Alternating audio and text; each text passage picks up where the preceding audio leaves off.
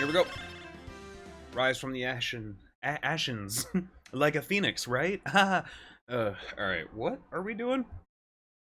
Let's take a look at the court record, figure out what's going on here. Oh no, the nightmare. I forgot about the nightmare. Yeah, so you guys are probably seeing the audio delay now. I'm definitely saying it. Like I hit over. Boop. Boop. It comes like way later. Daniil, what's going on? Sir Mephisto. Yeah, I know, right? It sucks. Let me try to change this setting again, see if it helps. And if it doesn't, then we'll go back. It's not, I mean, it's not like game breaking. It's not like I can't stand it, but like if we could fix it, it'd be better. Oh hey, check that out. That's good. Let's stay there for a while. And then I'll switch it back when we start having issues again. Okay, so there was a murder and the body and the murder weapon, the victim and the murder weapon were found in the trunk of someone's car. I can't remember who it was. Oh, it was Edgeworth's. Was it Edgeworth's car? Right, Edgeworth's car. It was his knife. And the woman who is being blamed for it is saying that she did it. Yeah, it's it. It happened in this parking garage. We've got this trophy that Edgeworth earned, and there's a piece of the shield missing. It seems unrelated right now, but you know, it's there. A work of art, and this is the nightmare that Detective Gumshoe did for some reason. I don't know. Oh, and this is the victim right here, Sergeant Blair Goodman. Blair Witchman. About to leave work? Right on. It's cute. STFU. It's cute until it moves. I'm totally fine with this. This is a cute image. When it starts just... No. Get me off this ride. Okay.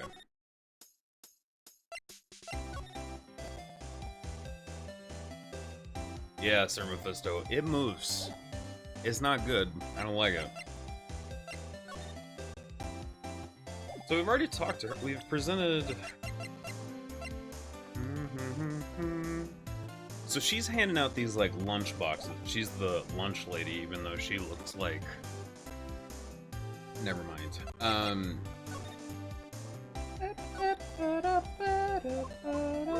We've already gone through all this. Do we have anything new to check out in here that I just... Maybe I've missed something? Let's scour this crime scene. Yeah, her hat is onigiri on it. I love it. Oh, and her necklace is a octopus hot dog.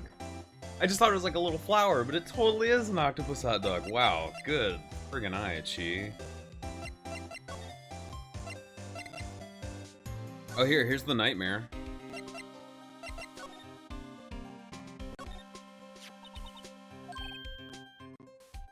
Oh, it's not dancing right now. Ah!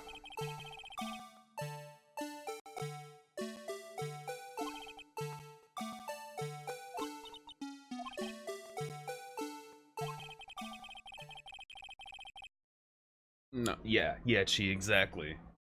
Yeah, it's super cute, right? Poor Blue Badger faded to dance till he drops.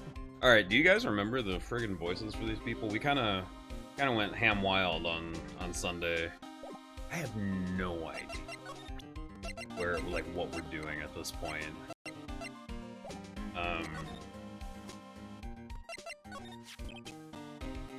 Okay, so Bruce Goodman was our victim. I'm not gonna be reading through this because we already read it the last thing, and people watching on YouTube are just gonna be like, "What?" So if I'm flying through this stuff, I'm just trying to get some direction here. Like a knockoff Mr. Mime. You know what?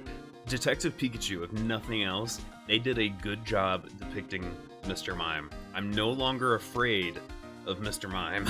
They did such a good job of incorporating him. That whole scene was really funny. Doesn't Gumshoe still have Brooklyn voice? Yeah, all the voices from Sunday stay on Sunday. So it's like, you know, what happens in Vegas stays in Vegas. What happens on sub day stays on sub day. So if you pay for voices to change or any of that stuff, that's like a special Sunday event. And then the main series, our main, like, Monday through Thursday, whenever we play a game, that stuff stays canon, quote unquote. That's what that's all about. Lurk away, Simi. Welcome in, Harley. How you doing? Okay. Bruce Goodman, the victim. Why would the victim's ID card be lying around on the ground where we found it? Rick Goodman should have been in a police patrol yesterday. There was an evidence transfer for a case he handled 2 years ago. Okay, I remember this. So the evidence transfer was taking place with Bruce and Edgy. They were both at the police station doing an evidence transfer. Maybe Edgy had Bruce's wallet on him for some reason and dropped it. Evidence transfer on Mr. Edgeworth mentioned that too. But Detective Goodman was killed at the prosecutor's office, right? But there was also no blood in the parking lot or anything. Like it was kind of like the movie Murder, where like the body had been moved and there was obviously like no struggle at the where the body was found. I thought I was the only one who didn't like Mr. Mime as a kid, but the movie Detective Pikachu changed my mind completely. Exactly, I know. Sorry, Daniil. So new voices now? No, we're going back to the original voices. So he's got, you know, that's hard to say. It's you know, but word is that Chief Prosecutor Scott called him out there to the parking lot. That's, you know, we still got, and then Phoenix is me as a person. The team assassinate bots. What happened there? What happened? Is Harley okay? What happened? I'll go home. Oh no! There's blood on the murder weapon, Daniil. You've got the knife.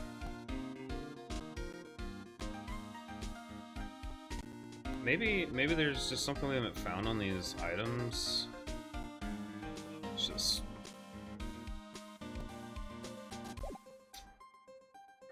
okay.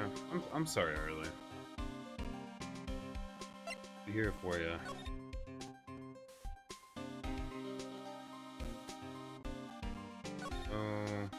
This was the name of the recipients. Von Karma was a recipient.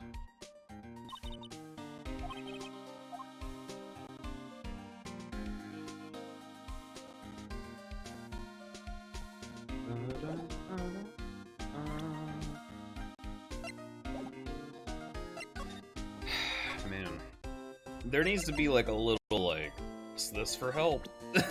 Like press this to remember where the heck you are.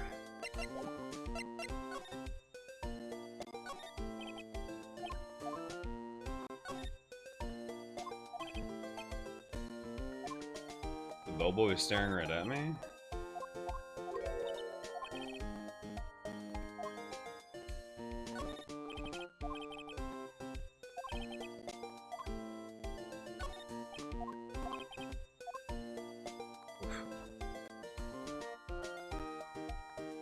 Oh, Harley. I'm sorry to hear that. I actually, the other day, because I was sick, I had to skip a day without my meds, so like today, like this morning and yesterday, I've actually been kind of in that same boat, kind of feeling everything a little times 10, you know? I feel ya. Here for ya. Get it. Sucks.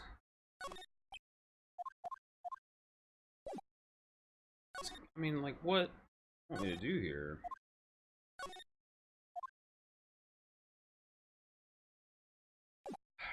Completely lost. Present the new stuff you found at Gumshoe. Yeah, let's try it. Let's give it a shot. I got no idea.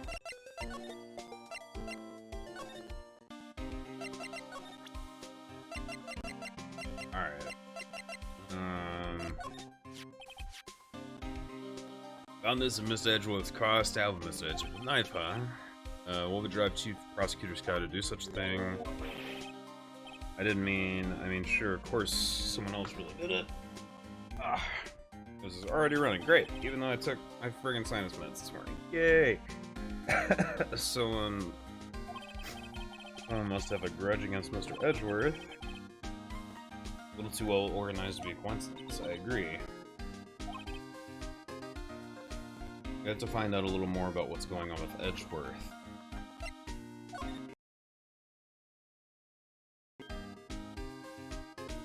Hey, that's it! That's the King of Prosecutors Award from Miss Edgeworth got yesterday. Were you at the awards ceremony, Detective Gumshoe? Of course, pal. I got an award for diligence myself. Ah, congratulations. Who was Emma? Do we even remember Emma? I don't remember who Emma was. Was it Valley Girl? Appreciate it, everyone. It was Goofy? Really? We made her Goofy? That can't be right. Really?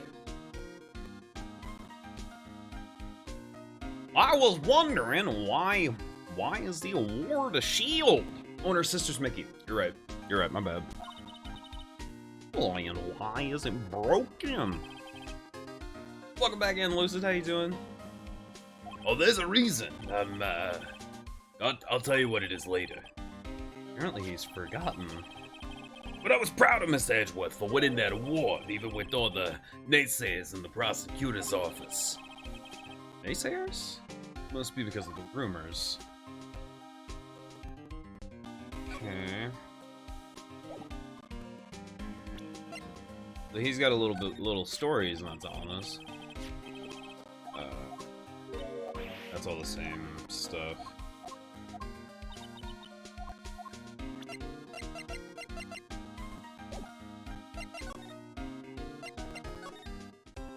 So can we go talk to Edgy again now? Oh.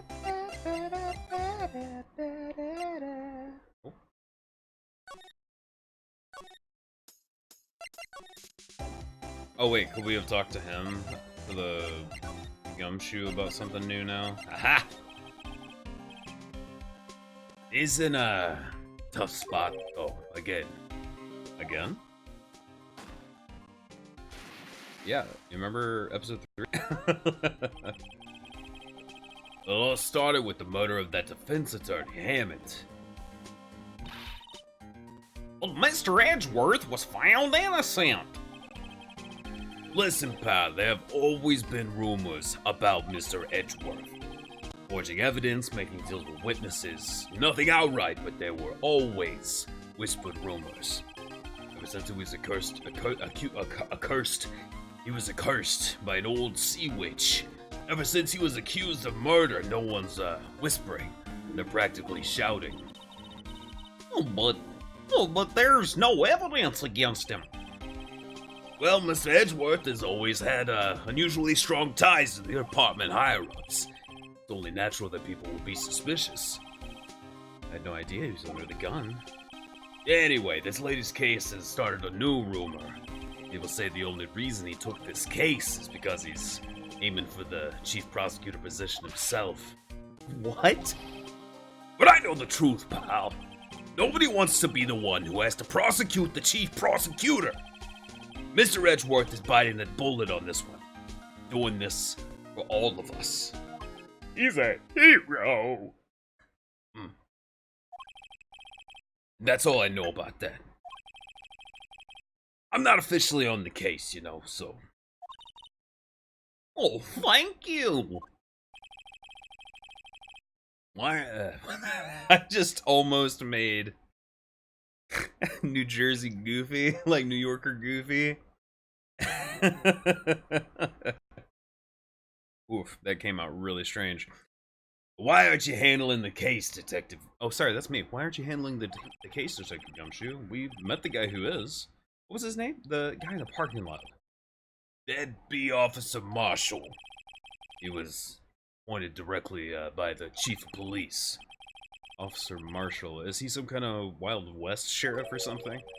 No, Jake Marshall, just a regular officer. Oh, thanks, Lucid. From West LA. For a moment there, I wasn't sure. Look, pal, let me try to make things a little easier on you. And a little easier on my throat by having some water. Oh yeah, you gotta lube those puppies up before you start using them. Yeah, you hear that gravel now? Oh yeah, it's great. Show them this, and we'll let you examine the crime scene. Maybe. Receipt from Detective Gumshoe. Allows bearer to investigate the crime scene. Detective Gumshoe's letter of introduction added to the court record. Not a good enough excuse to use the word lube. You weren't watching, you thought that was dialogue in the game. Oops. I'll be surprised if this gets us anywhere. Just act like you're supposed to be there. Nobody will look at you twice, pal. Come on, come on, come on. His periods are actually tiny come ons written in a circle. You just gotta zoom in. Oh, next character should be next character should be Bob Macklemore. That'd be great. Four-wheel Phil. Thank you for the host. Appreciate that, bud. How you doing? Let us. Where are we taking this? My bad. I get caught up in the voices and I just forget. Allows bearer to investigate crime scene. All right, cool. Thank you. Move to underground parking lot. Any three ninja. I think that means ninja. Welcome to the Cranny Crew. Thank you so much for that follow. Enjoy the stream. Four-wheel Phil. Hi. Thanks for that, host. Appreciate you. Welcome in. February 22nd. Prosecutor's office. Underground parking lot. Looks like the investigation is still going. Alright, we got a voice. So, yeah, we had a request for Bob Macklemore. Here we go. Oh, Bob Macklemore. Oh, yeah. I have to be getting back to this shop. I'm sorry, looks like I'll be stuck in the pit till the sun sleeps. I'll see you in my dreams tonight, then, boy. Oh, that's... Wait, who was Angel? That's Angel? Who was Angel? I don't remember the... You know, I'm gonna take note of these voices, just in case we have to go past today for some reason. Alright. We got Phoenix. That's me. We got Gumshoe. That's... Come on! We got... None of this is gonna be helpful. We got Annoying Assistant. Is... Goofy! We got Angel. I don't remember Angel. Nobody else does either. I'm gonna have to pop open the previous stream. Screw it, let's do new voices, because I think we started this on Sunday. So this whole story, all of these new characters need new voices, right? Angel was Cookie Monster from Sunday. Angel's Cookie Monster. Thank you, Daniil. I did forget about Cookie Monster. Alright, we'll go with Cookie Monster. Angel is Cookie Monster. Oh, still here? Wow! Oh, hello. Why the surprised looks? Didn't I mention? You know, is write their voices down on paper. I'm typing them on a notepad right now, so I'm basically doing that. But I'm not wasting lead or paper. I'm just wasting electricity. Am I helping? I've got a boyfriend and criminal affairs, too. What happened to the security guard? Yeah, she was dating a security guard. Oh, who was Marshall? I forget who we did for Marshall. I mean, I forget all of these. I'm gonna be doing this all day. So if you if you see a character coming or you remember what it is, just shout it out. I don't care. Yeah, it bother me.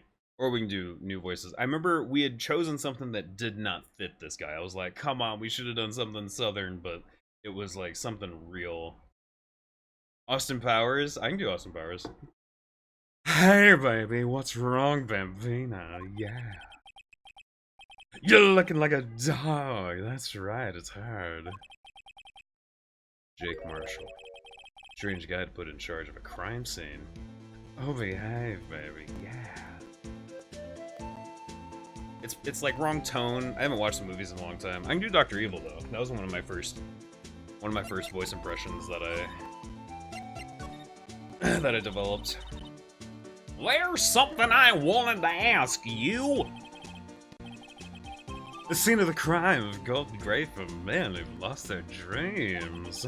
And me, I watch over them as they sleep, dreaming of the desert's harsh judgment, baby, yeah. He's asleep? Should we show this hopeless case something to catch his interest?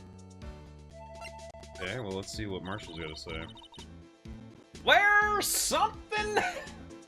I just spit. Goofy got a little out of hand. There's something I wanted to ask you. So is this, he just says the same thing? The scene of the crime, baby. A cold grave for men who've lost their dreams. And me, I watch over them as they sleep dreaming of desert harsh judgment. Alright, cool. He's asleep. Alright, so we gotta catch his attention here. How about a written doctor's note allowing us to stay home from school and play Animal Crossing with our mother? That never happened. Hey, look here! It looks like something's been crossed out. Maybe it was a letter or something to Detective Gumshoe. Let's see. Annual bonus? $20. I think a couple zeros are missing. No, that sounds about right, at least in that detective's case. Gosh, maybe I should rethink my career as an investigator.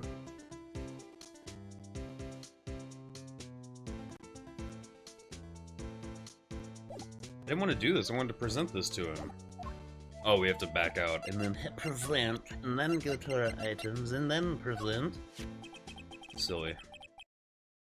Would you mind reading this for me? What's this, baby? I warn you, fan letters to me go right in the spittoon.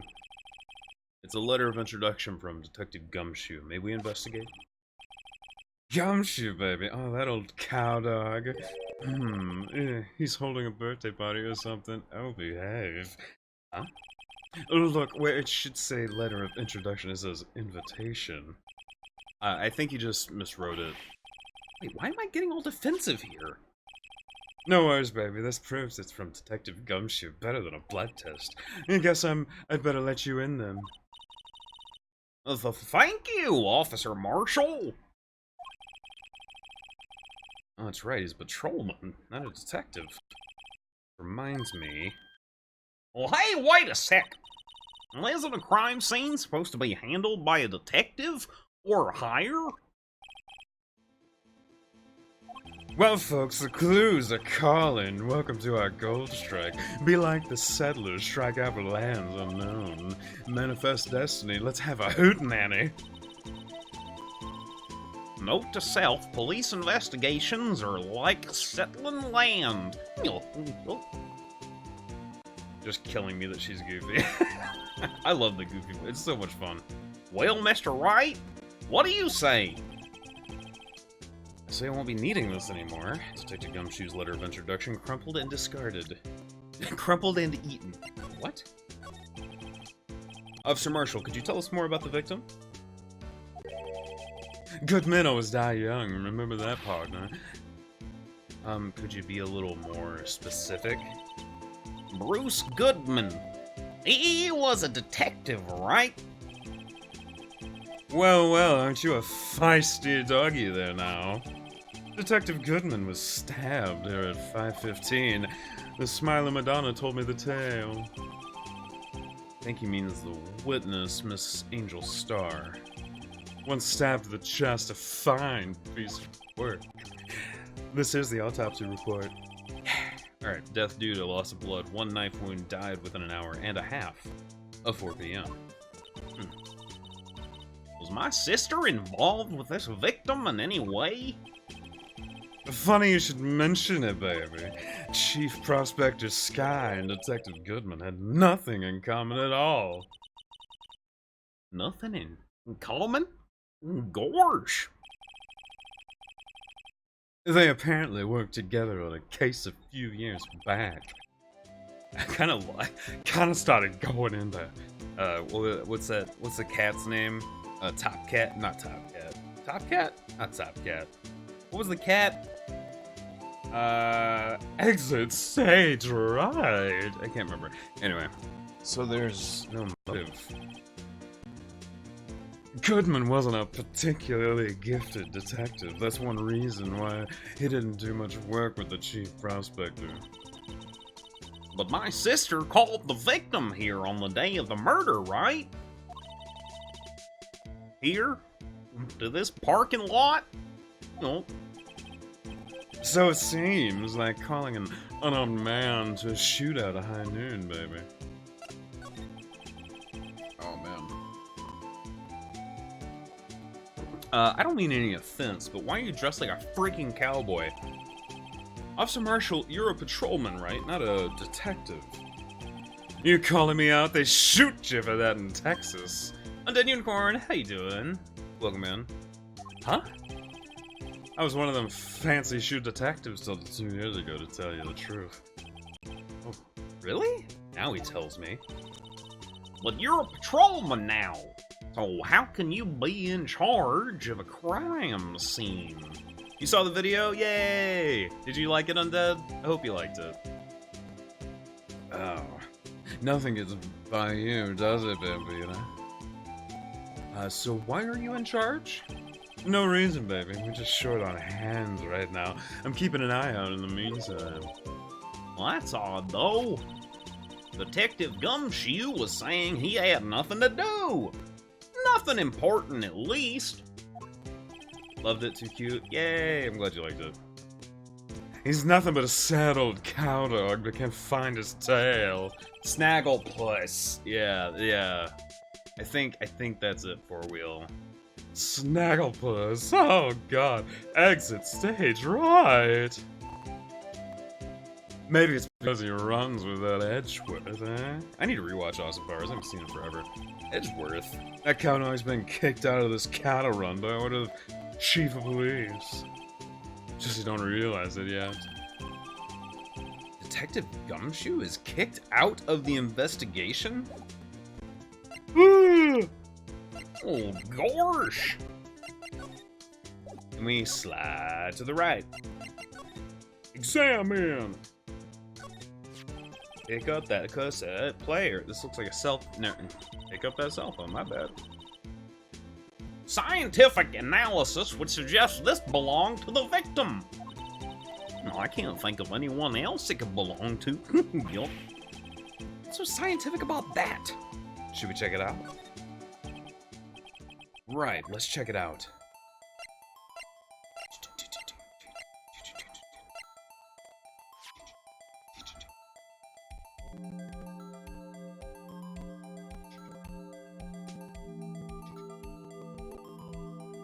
Oh. Flip phone?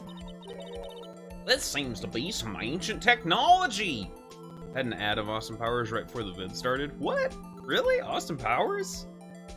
What was the ad for or about? Or what? Austin? What? That's so strange.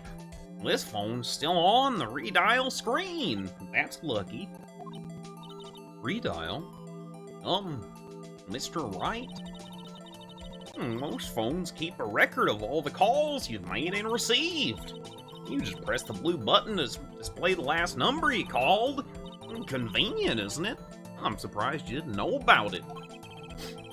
Sorry to disappoint you, but even I know about things like redial. Huh? Oh, I'm sorry. It's just you never know with people from your generation.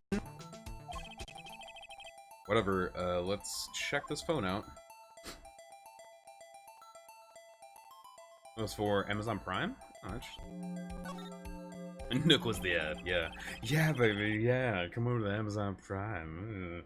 Now, to see who the owner of this phone called last. Note to self, the defense attorney doesn't think first, he just pushes the button.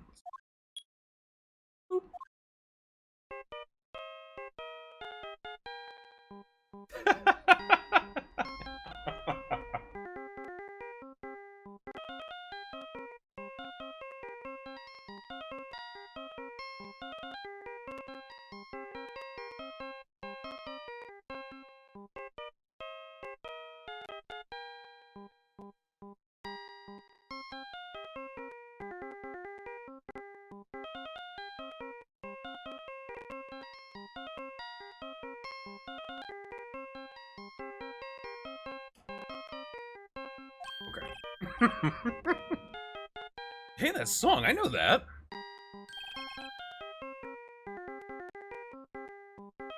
Just let it play. Uh-oh. Hey, what's going on over here? So sorry. I see you, partner. You pressed redial on that there phone, didn't you? Well, yeah. Whose phone is this anyway? It was on the ground over there. Whose is it? It belongs to Chief Prospector Sky. What? It's my sister's. It's not covered in any kind of bedazzling at all. That's all she knows. That's not based off of anything in game. She apparently dropped it when she was taken into custody right after the crime. The last call was made right when the murder occurred. The song was definitely Through the Fire and Flames by Dragon Force. Looks like she was fixing to call someone, except she only spoke a few seconds according to this. Who'd she call? Ghostbusters, partner. Now, I got a question for you, partner. I heard of... Man. I've got a burp hanging because of these tots. That's so much better, excuse me. I heard a phone ring just now. One of those newfangled ringtones. Oh, that. Oh, I'm sorry, that was my phone. What? Your phone? Yeah, it's kind of strange, but someone called me right as we picked up the other phone. A wrong number. I hope you're not lying. They shoot you for that in Texas, partner.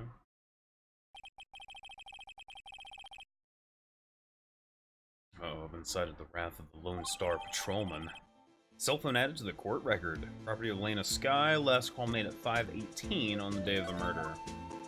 And that is during the time that they know that the victim was murdered.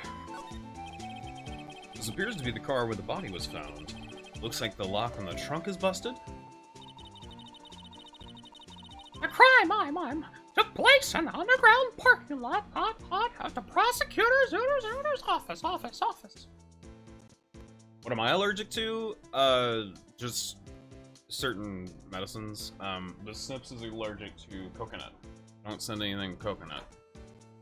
Totally not plan on sending stuff. Well, I totally didn't say or infer or assume that you were sending things. That wasn't me. The body was found in the trunk of the subordinate ordinance car. No coconut. Quite a luxury car. I mean, I'll eat coconut. It just needs to be clearly marked. Clearly marked, no cross-contamination. Coconut meat is the big issue. But I love coconut. I'll eat it. It's great. Send me mounds. Please tell me you ain't giving no character a Hank Hill voice yet. I don't think we have Pesky, but I have a Hank Hill that we can definitely use. Quite a luxury car. It screams, I have money to burn. It seems like a hose and... Never mind. Yeah, prosecutors get the big bucks.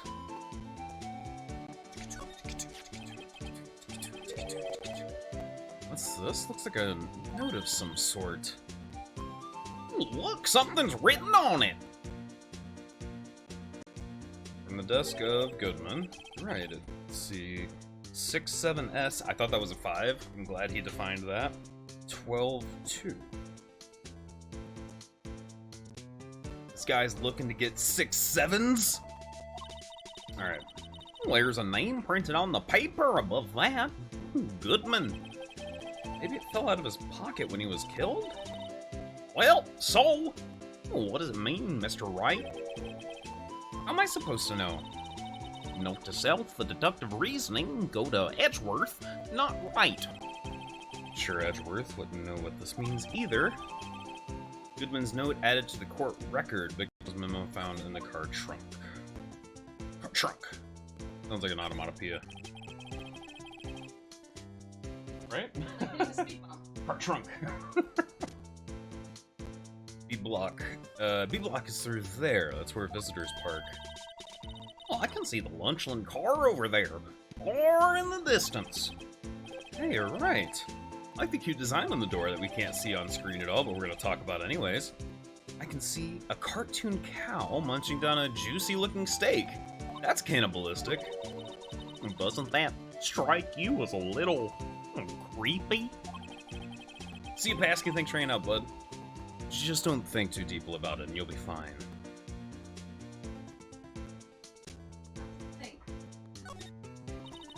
God.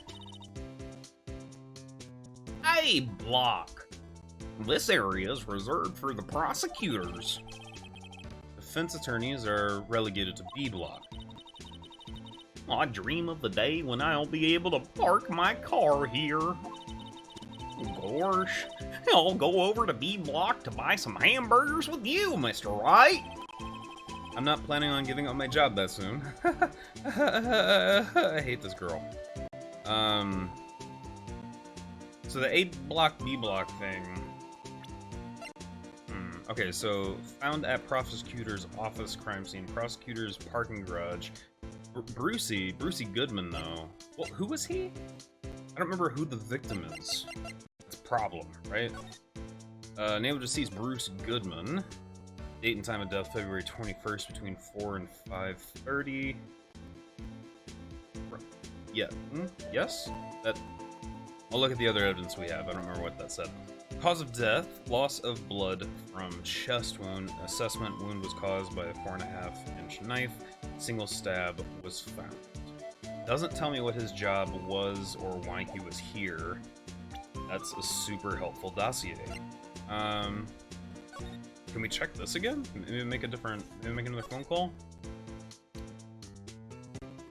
Or was it was calling our number, right? Oh, we can zoom in and look at this low poly, terribly textured cell phone.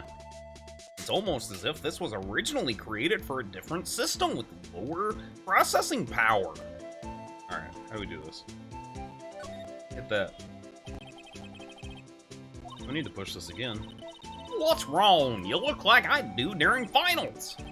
Never mind, it's nothing. Okay, we don't need to do that again. So that called us, right? That seems bad for us.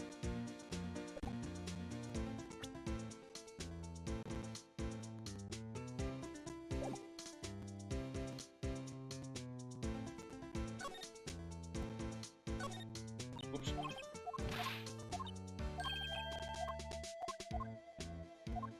Shut up about Mr. Red's relativity or I'm gonna slap you. Hey, there we go. Well, there's no connection between Detective Goodman and my sister. That's correct, baby, but there's a goldmine of evidence against her. And the prosecutor tomorrow is none other than Edgeworth himself. I'm afraid your sister's fate is decided, baby. Many condolences. Officer Marshall? Yeah, baby?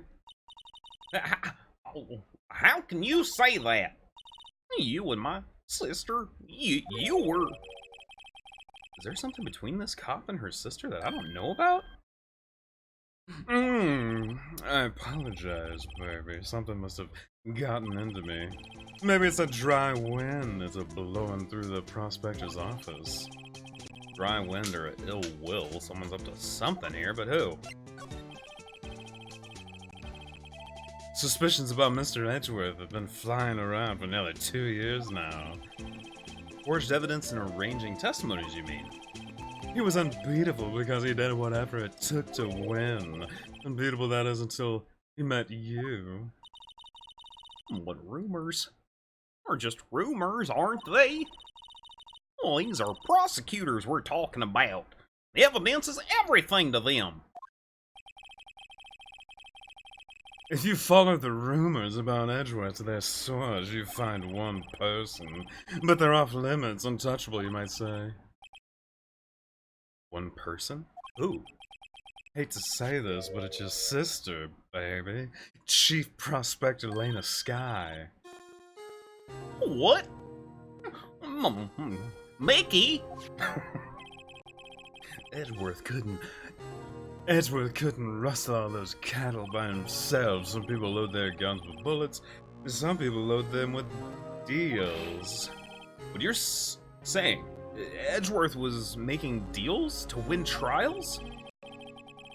Where there's gunshots, there's bound to be bullets. That's what the old timers say. There's a big old secret hidden around here somewhere. Everybody knows it. Secret? Is that why Detective Gumshoe was taken off the case? Did they target him because he was closest to Edgeworth? So, well, how are we doing, Mr. Wright? Gorge. I guess we've got some clues. We have an autopsy report, a note from the victim, and a cell phone. So you think we'll be okay? The only thing still bothering me is that Lena is confessing to the crime. She says she did it. No problem. I can guarantee that she's not the criminal. Oh, by the way, Emma? Yes? I know that song your phone plays when it rings. What? Is it Silver Samurai theme song? Is that what this is?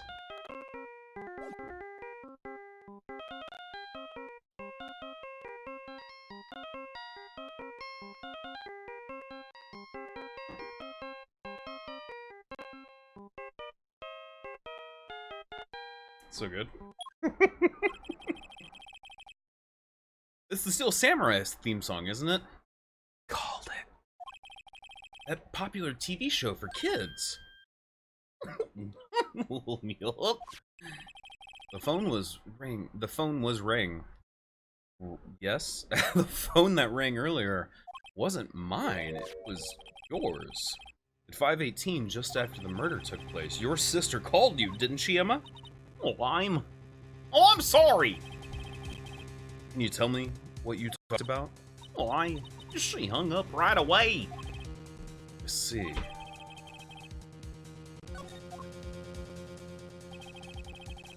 A detective is murdered and the suspect is the top prosecutor in the district. Got a bad feeling about this. Like, maybe I still don't know everything that went on here. Hey Breaker, welcome in. How you doing? To be continued.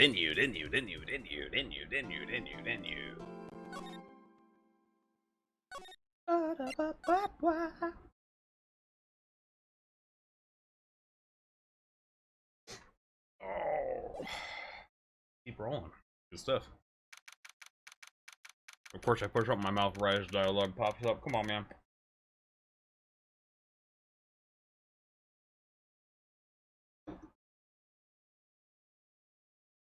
And it's robot voice, so I gotta, like, clear my throat. You can't just half do robot voice. It's like, you gotta get those airways open. Oh, Undead Unicorn, I just got your message on Discord. Thank you again for those candies. It was really nice. Also, for anybody who doesn't know why people are like, the video! I just put an unboxing this morning of a video of someone that sent us some candy. Undead X Unicorn from the Waffle Stack and the Cranny Crew sent some stuff over to the P.O. Box. I tried some Netherlands candy, some candy from the Leatherlands, and it was great. There's a video over on YouTube of me tasting all those things and kind of reviewing them and reacting to them and all that stuff. So if you want to go watch that, go check it out. February 23rd, 9:34 a.m. District Court, Defendant Lobby, number 2. How did the investigation go yesterday, Mr. Wright? Frankly, there are still a lot of gray areas. I enjoy watching you play this because I really feel like you enjoy doing this. I freaking love enjoying doing this. Like, I'm kind of considering just, like, doing more visual novel stuff, because I get to play all these characters, and it's just, this is so much fun. This is like where I live, and this is just happiness to me. Alright, anyway.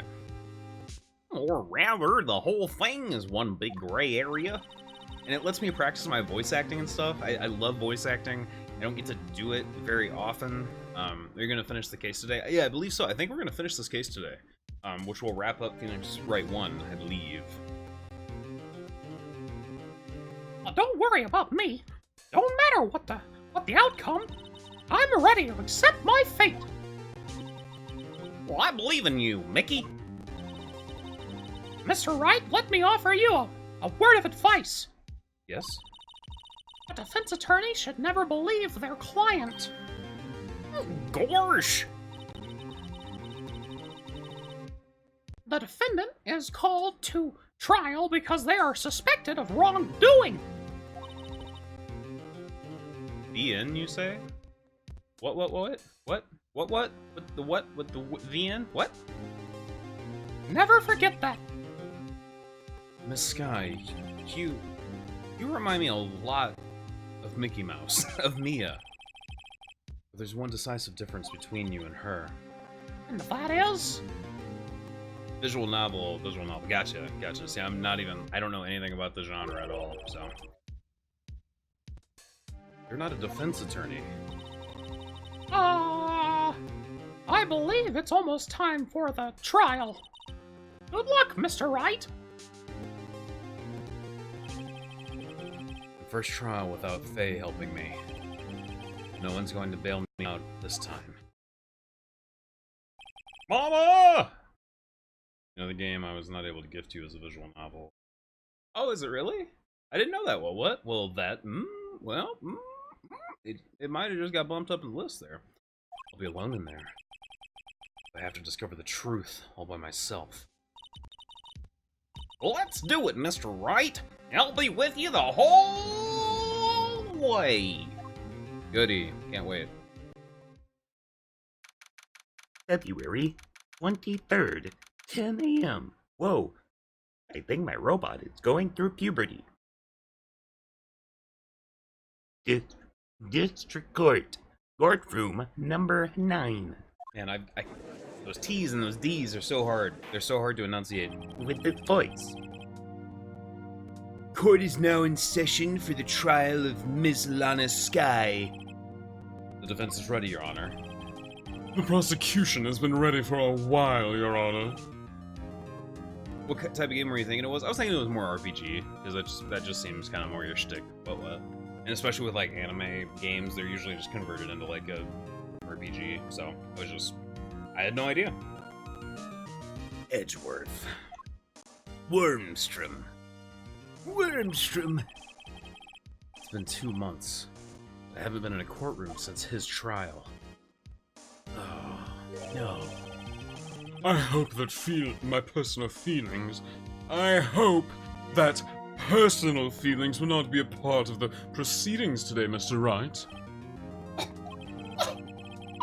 My feelings are hurt. I will choose the path I think is right, regardless of what those I think is right, regardless of what those around me might say. The judgment to be made here is in our hands, not those of anyone else.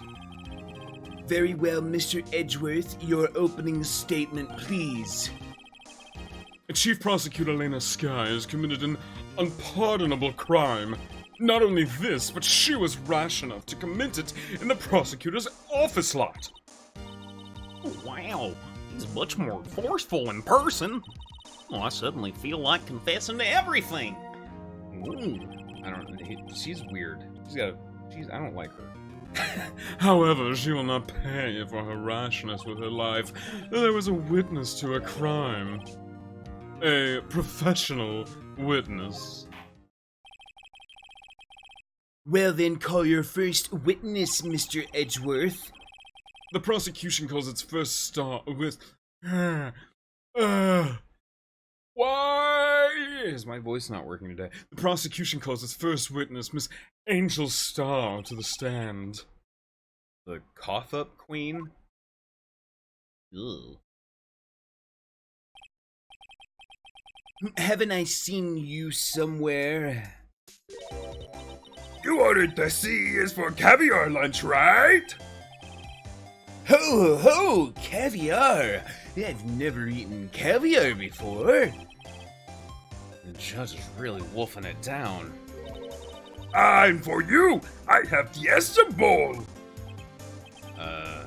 Thanks. Will the witness state her name and profession? And you, sir? Did you order the fingerprint lunchbox? It is too early for lunch. Your name and profession, please. The game is also fully voiced, but you can turn the voices off.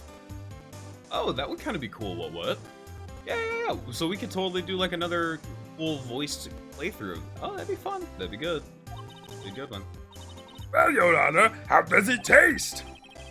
So this is why everyone raves about caviar? It's so tasty it hurts. It hurts. I always thought caviar would taste like pickled tapioca. What the heck does pickled tapioca taste like? Name, profession, now. Me? The name is Angel Star. A is for Angel, but you know, you're probably tired of that joke. Don't go forgetting it. I find myself running Lunchland these days. Is that what you're willing to say, Mr. Edgeworth? Very well, witness. Please describe the incident to us. The prosecution will wait. I'm not finished eating. Hurry it up. Very well, Mr. Edgeworth. As you know, we usually call on the police to provide a description of the crime. Your Honor, as Mr. Edgeworth has said to the C is for court. God, I just can't stop. I am a P is for professional. What exactly does that mean? Until 2 years ago, Miss Angel Star was a special investigator with the police. She was... I almost did an impression of her. She was a first-rate homicide detective. What? Miss Starr was a detective?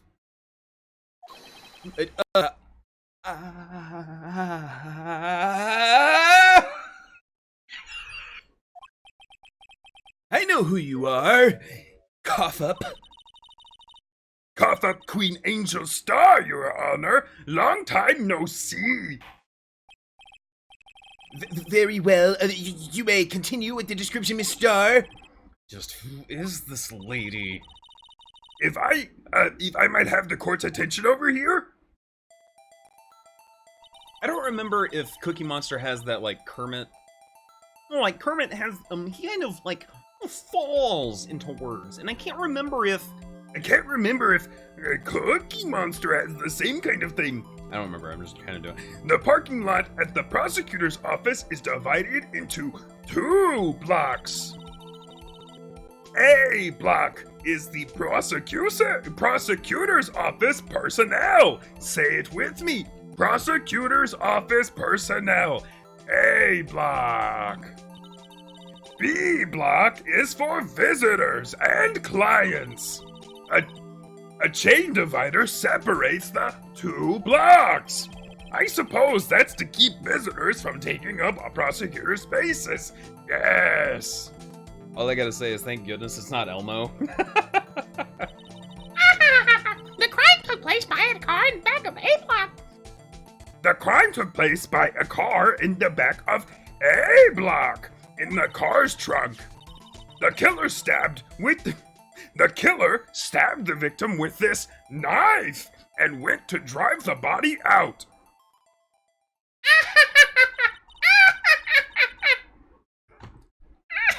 That like fire Elmo. Unfortunately for her, there was a witness and an arrest was made on the spot. And who is this valiant witness? Why, it was me, Your Honor. Look, why? It almost sounds evil. I mean, that's... Thank you. That means I did my job.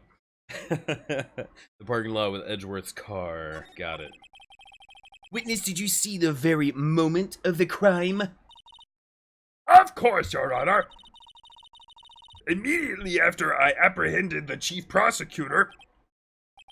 It seems rather cut and dry, doesn't it? Well, Mr. Wright? I can't agree on principle, Your Honor. It seems that some poor losers are unwilling to accept the truth, Your Honor. Shall I proceed to crush what little hope they have remaining? If you can, then give them your worst, Miss Starr. Wait, are they talking about me? The witnesses' testimony. Oni. Somehow, I always knew a day like this would come. It just sounds like it's a terrible made-up story already. You sound like Yoda. No, Yoda is over here. Is very close, but not Yoda. Yoda speak a lunchbox to my boyfriend I was on my way to deliver. That'd be Yoda. But I'm trying to make it deeper and growly, and he does not. You know, he teaches lessons when he can. When I sense something, perhaps it was my finely honed detective's intuition at work. Though the wire fence, I saw the chief prosecutor standing next to a garish car. The chief prosecutor was holding a knife in her right hand. Then she thrust the pointy tip of the knife into Detective Goodman's chest. Bringing a lunchbox to your boyfriend, how touching, I guess. As you can see, there's no room for doubt. The key point of your testimony seems to be nothing other than the point of the knife which you saw being stabbed into Detective Goodman. Kaboom! So, you feel, how does it feel to be utterly C is for crushed? Still thinking about that. Well, it's merely a flesh wound, Mr. Wright. I'm young enough, I'm definitely old enough to know what Monty Python is. Very well, Mr. Wright, you may cross-examine the witness. Right.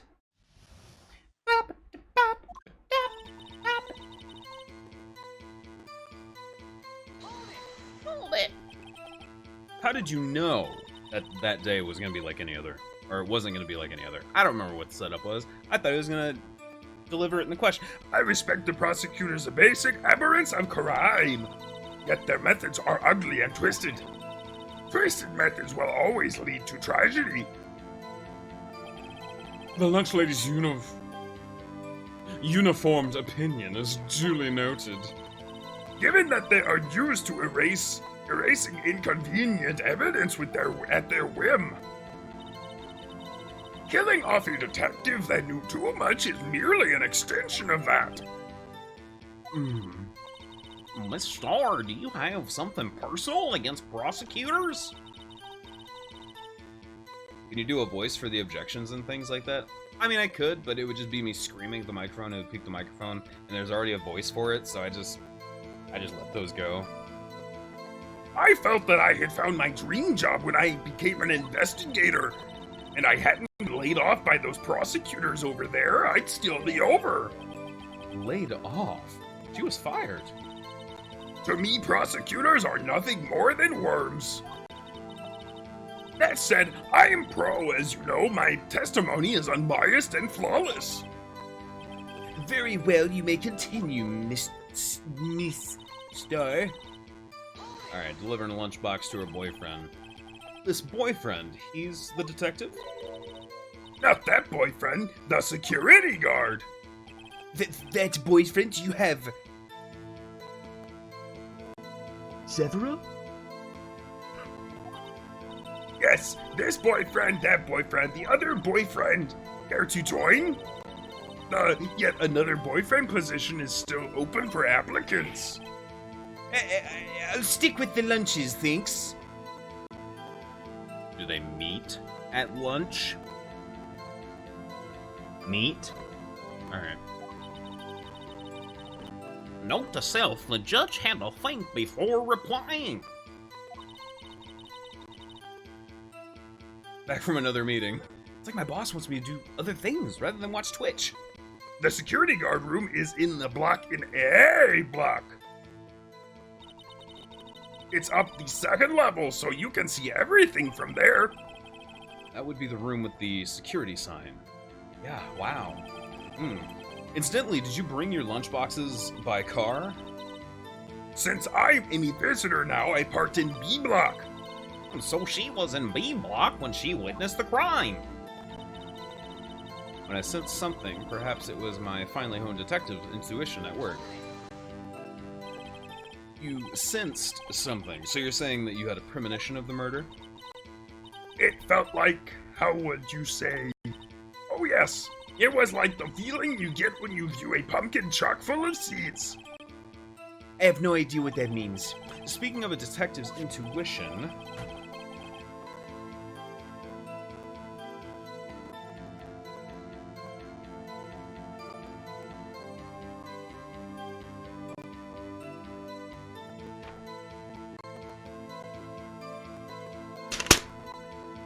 wasn't it the victim, Mr. Bruce Goodman, also a detective? Ah, yes, well, he was like a young cheese. A young cheese? A pale white cheese, not yet tangy with... That pizza ruined my voice. It's a bad choice. Not yet tangy with experience on the streets, a greenhorn. Then I must be hard yellowed and sharp as a tack. Save it for lunch, dude. Yeah, with that odor of an old cheese to match. This case just makes me hungry. It's so weird. In any case, there is a lot I felt something stirring in back of my mind. Hold it! Like, garish car, you mean? Mr. Edgeworth's car, yes. Mr. Edgeworth? Incidentally, the knife with which the victim was stabbed was also Mr. Edgeworth's. Wasn't it? Indeed it was. What an odd case this is. And the person you saw, you are sure it was the defendant?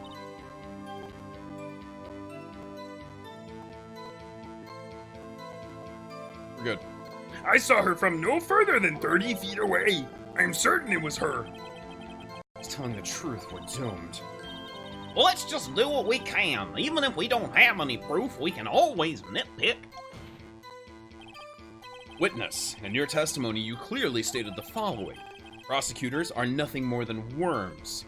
Ergo, you are a biased witness. You might want to keep those silly opinions to yourself in the future, rookie. Huh? Rookie? Unless you're willing to risk the consequences of doubting him is for me. Hmm?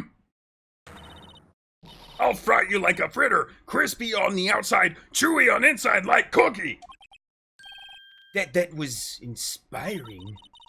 Well, I believe I've heard that tagline elsewhere. You could cry plagiarism.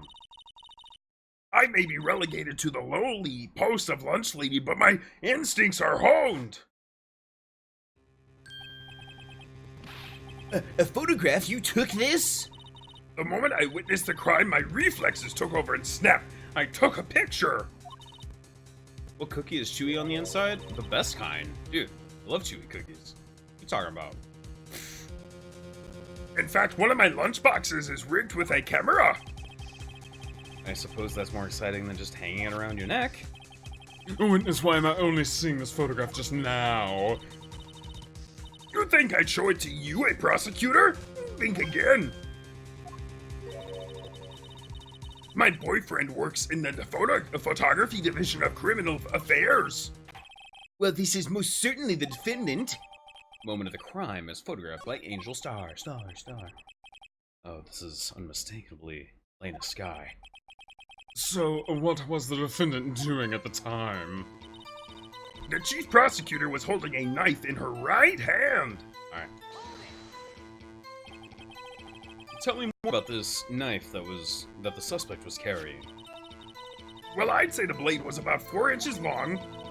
Is that right, Mr. Edgeworth? It is your knife, after all. Yes, that's right. Prosecutors are by nature well versed in the location of a man's vital organs. I'm sure it was easier than boiling an egg for my egg salad surprise set. You can't testify as to her ability to kill an egg. I mean a person. Perhaps a chicken salad set would have been better metaphor. So the defendant was holding a knife. What then? To thrust the pointy tip into the knife of Detective Goodman's chest. Tell the court why you didn't try to stop this crime. You just here raise the knife to strike, no? The defense has a point of the knife. Am I on today? Am I on? I feel like I'm on. Unfortunately, by the time I realized that I was going on, it was already too late. Too late. Yes, the next moment, the chief prosecutor brought down the murder weapon. I see. It's only a flesh wound, Mr. Wright. We can make it. You said that before. Anything else? Scientifically speaking, Miss Starr's testimony is flawless. That's pretty fatal to me. Well, what do we do? Is this it? Is my sister guilty? Just keep our heads cool. Rest the witness a bit, shall we? For some reason, having her panicking next to me makes me calm. Doesn't make me calmer. I hate having her here. Get out of here. Don't make me don't smile like that.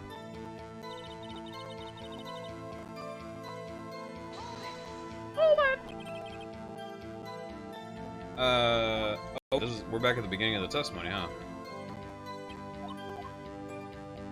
Okay.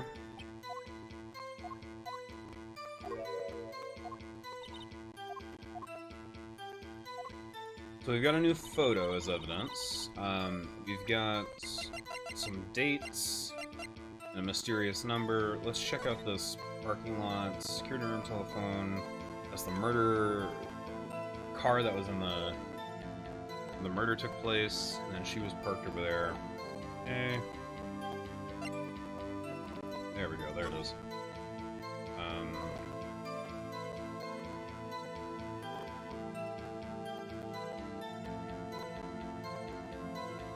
Yeah, she's in A block. She's at the car. She's using her left hand to close the trunk, which means that she might be left-hand dominant. And then in this, she said that she took the knife in her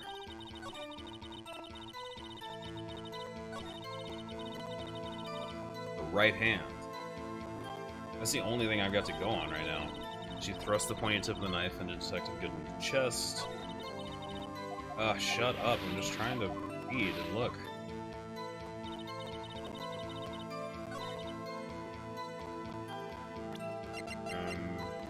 That is at 5:12 that the car entered the lot. And that means the murder had to have happened between 5:12 and 5:30. So there was like 18 minutes for this to take place. Man. And then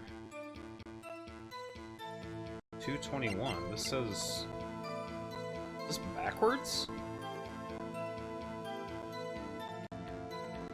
It can't be backwards. Is it upside down?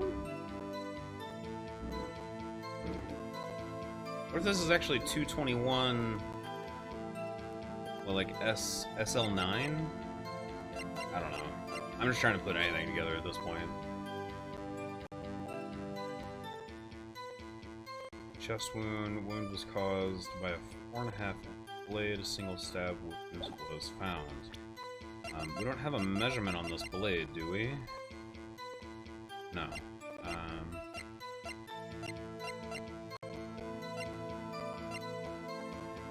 Okay, I'm just gonna try to present the...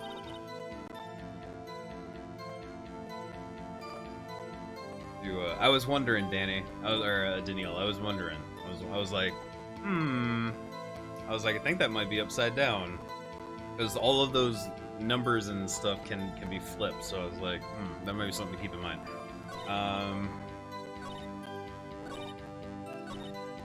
Alright, I'm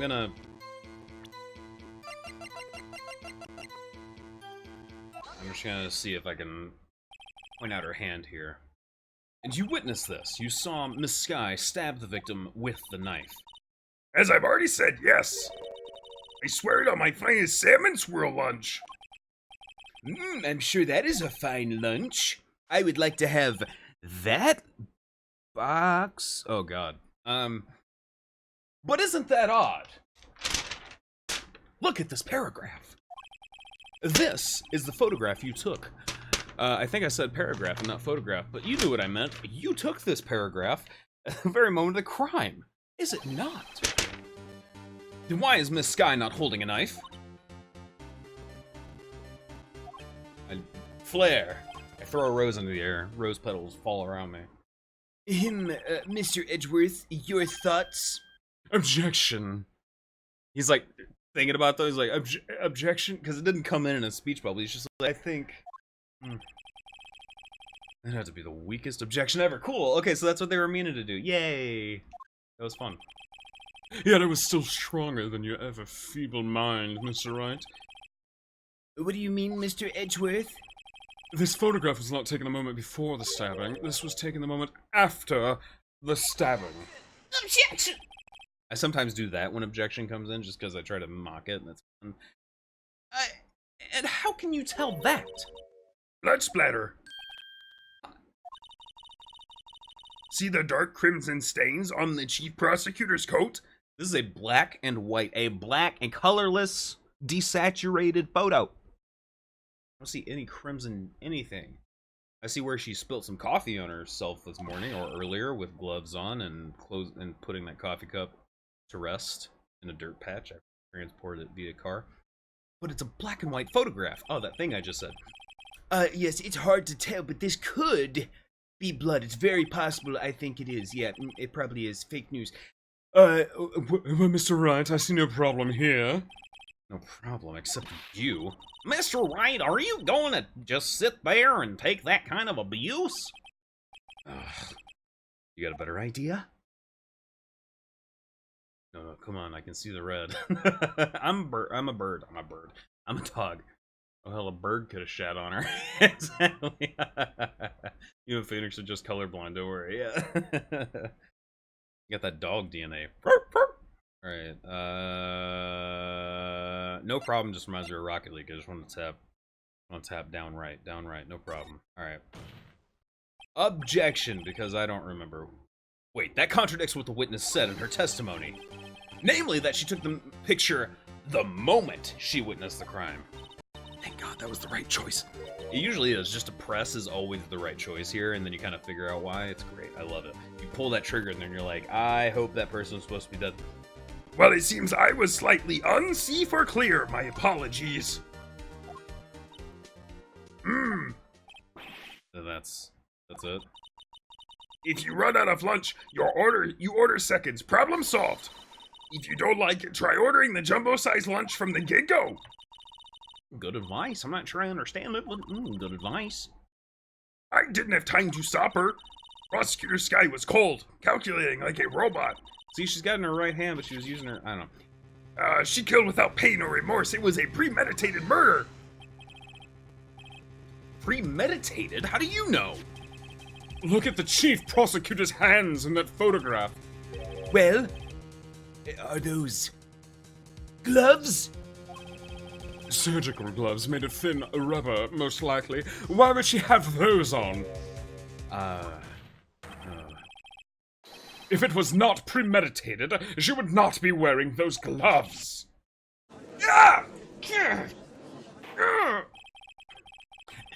Those gloves do seem to tell a tale of premeditation. Premeditation murder, a serious offense. Premeditated murder, a serious offense. Witness, add this to your testimony. The murder was planned. The rubber gloves prove it. Oh, it's only a flesh wound, Mr. Wright.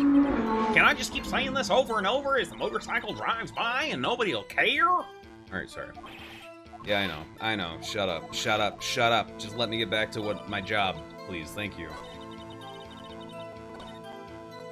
Finally own detective into edition, Burke. Murder was planned. The rubber gloves proved it. How?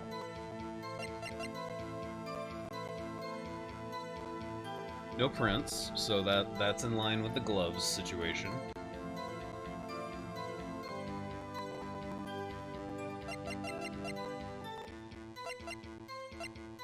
We don't have a time for when this was taken.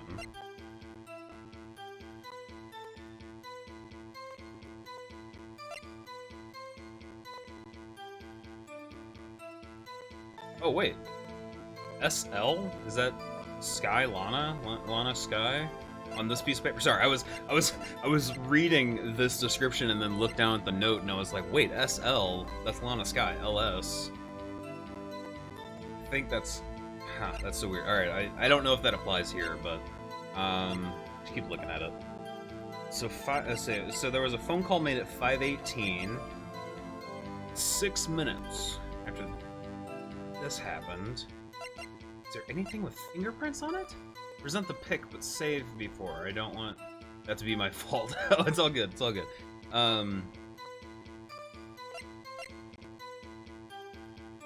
Murder was planned. The rubber gloves prove it. Wait, I'll just press on this. I'll press on this. What if she was just in the habit of wearing gloves, like driving gloves? And that's what I was thinking. I was like, she could have just had freaking gloves. She has a coat on. It could be cold. Ugh. The gloves were admitted as evidence when the defendant was arrested. They were rubber gloves of the kind used for autopsies. In other words, when the chief prosecutor came to the crime scene, she came to do murder. It's the only possible conclusion one can make. Everything was planned. It was a premeditated crime. Ugh. Impressive. I'm sorry they took you off the force, Miss Starr. This is bad. She's got them thinking this was all planned. If she can prove this claim, the trial's already over. Gotta think of a way to show them that this wasn't premeditated. I swear to God, if you say the same thing again, I'll finish the game and then be really frustrated by it.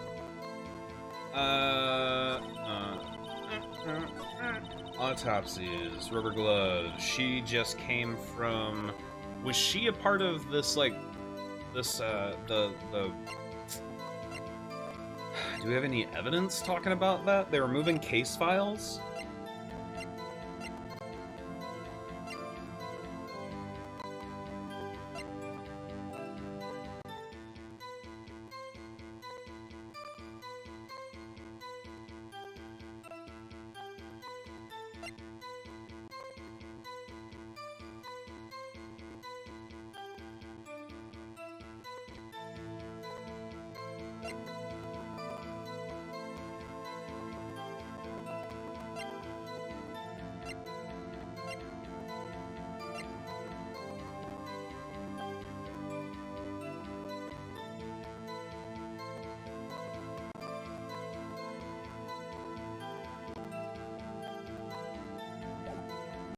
Huh. I'm feeling lost. Man, the rubber gloves prove it.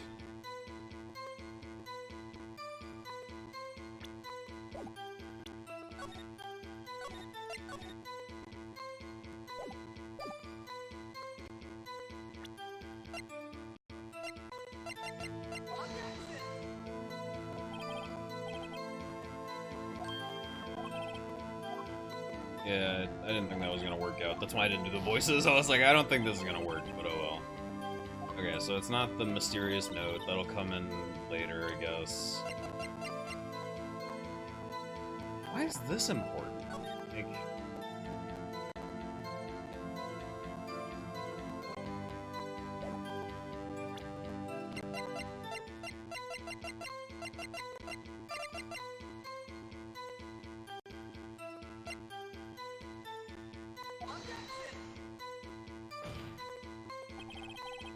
Can you give me a hint, Daniil?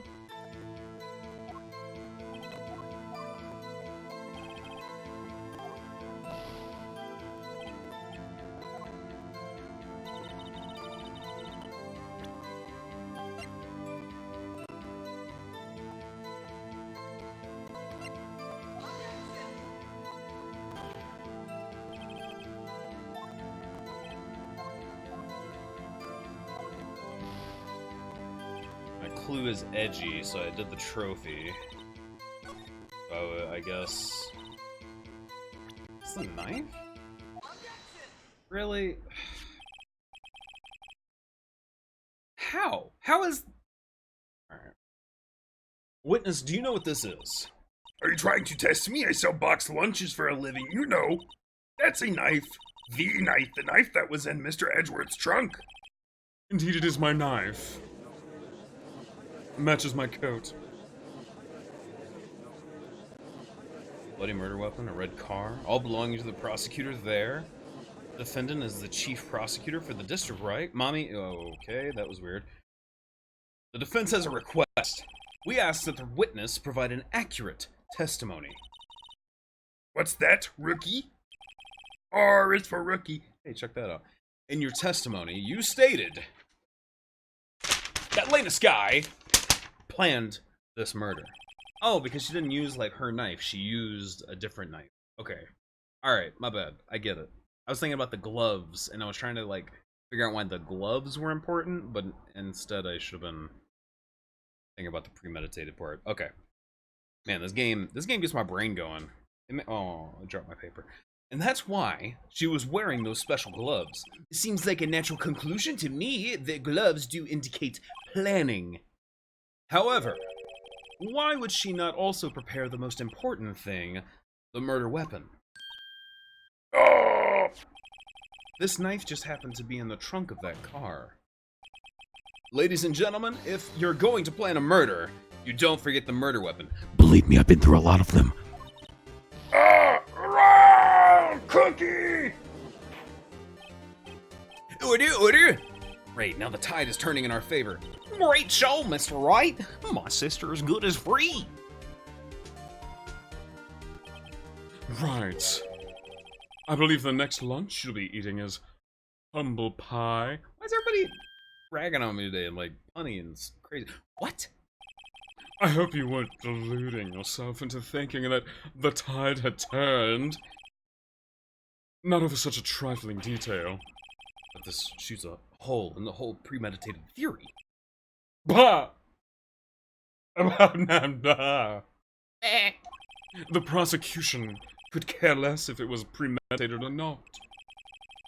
The only one who seems to care is that lunch lady over there. Oh! The defendant, Elena Sky, murdered a detective with a knife. That is the only thing the prosecution need prove, nothing else. Very good, Mr. Prosecutor. I suppose you think you're clever now. But you know as well as I do that she planned on killing him. It was planned. If he wasn't, why would she have been wearing... I believe I'd like to hear your testimony again. Witness, please tell us only what you saw, not what you thought. How dare you! Oh, the hair flip. There were like 4 frames of animation in there. My powers of deduction are not to be underestimated. Really now. Angel's Deduction. I thought it said Destruction. I was like, that's a sweet band name. Or song title. Lena Sky intended to murder Detective Goodman. Okay, that's a... Cool. That's why she called the victim all the way to the prosecutor's office. I'm sure the chief prosecutor had a grudge against the victim. Nothing else could drive that human machine to plunge the knife again. The victim was summoned from the police department to the prosecutor's office. It does sound a lot like premeditation, doesn't it? So if I ordered a pizza, does that mean I'm planning to kill the delivery boy? Better have my pizza. In any case, the defense may now cross-examine the witness.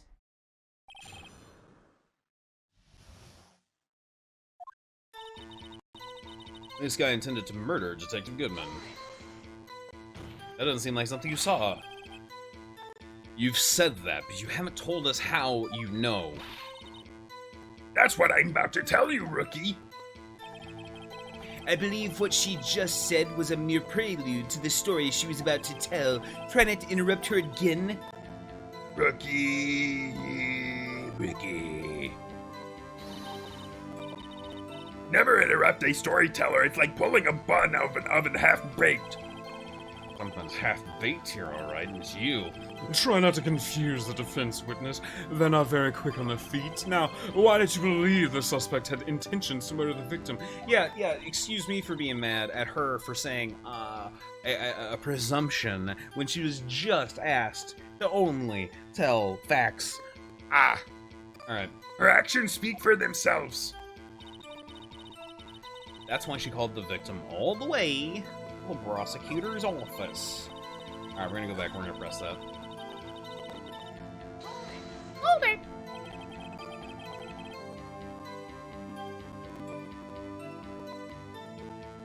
You have no proof that Miss Sky called him there. You have no proof that she didn't. Mr. Edgeworth, thoughts? There's no record of a call made on the defendant, Miss Lena Sky's phone. She might have written him a letter. Come on, you could have tried public phone first at least. In any case, the victim came to the prosecutor's office where he was murdered. I'm sure he had a reason to be there. A witness? Why do you think it was the suspect who summoned the victim that day? I'm sure the chief prosecutor had a grudge against the victim. What kind of grudge? Well, I wouldn't know that. Of course you don't. That's because she didn't have a grudge. Rookie. I have a lunchbox. Here now, what's inside? How am I supposed to know? See, we agree there is a lunchbox here, but we don't know what's inside. A person's life is like a bunch locks. With pretzels, don't you agree? I get it. That's why my lunch was so salty. This judge isn't very good with metaphors. The suspect had a grudge against the suspect had a grudge against Detective Goodman. Will you tell us your basis for thinking this? It's simple. Nothing else could drive that human machine to plunge the knife in again and again and again. A human machine, that's a contradiction. Please. Can't you find fault with something on substance, Mr. Wright? Note to self, Edgeworth. The sighs smell like a citrus fruit. Gosh. You say again and again, how many times did she stab him exactly? We often say chop into 1,000 pieces, but we don't actually mean 1,000 pieces. What difference does it make if the deed is done? How come she's getting mad at me? Let's just say she stabbed him several times and leave it there. What? Leave it at that. This is a murder case, people. Mr. Wright, you should speak up if you have an objection, you know. Miss Stars turned out to be as short-tempered as she looked when we met her. Challenging her abilities as a detective really set her off. The short wick burns out the fastest. It's a scientific fact. I mean, what if the wick is made of... Never mind. You got a rock wick, it ain't gonna burn. Sorry. I wonder, wouldn't it depend on the size of the candle or what the wick is made of? Like I mean, add more wax and even a really short wick will burn longer. Gosh, obviously, most scientific testing is required. Lana Sky intended to murder Detective Goodman. I'm sure the chief prosecutor had a grudge against him. Nothing else could drive the machine to plunge the knife again and again and again and again. So we've got this picture. We've got...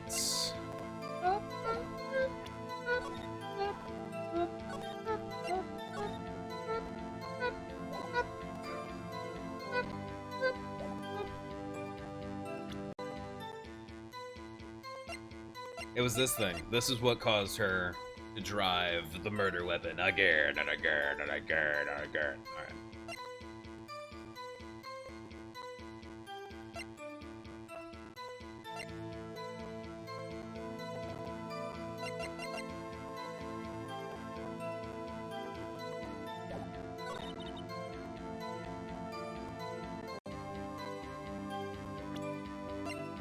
I really don't have anything depicting their relationship.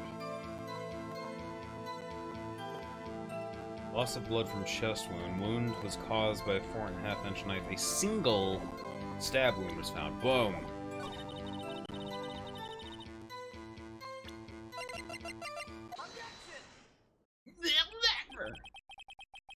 You say she stabbed him again and again. But She couldn't have witnessed that.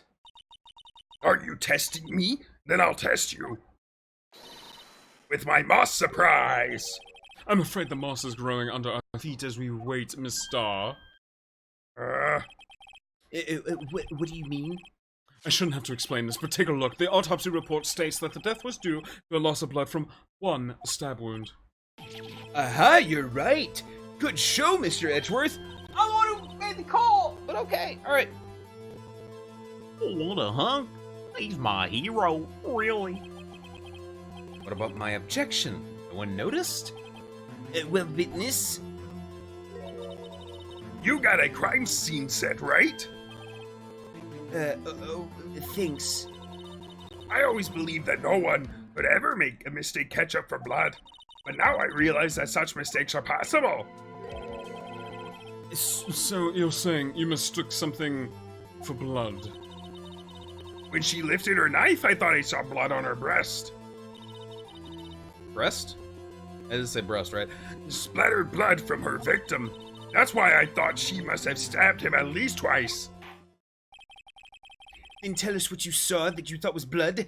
Testify! Testify! Oh, no, testify! Her red muffler looked like blood to me. That's how ghastly the whole scene was. Miss Star has turned out to be as short-tempered as she looked when we met her. Blah, blah, blah, blah, blah, blah. All these things that we've already said and have no need to go back and revisit, but here we are.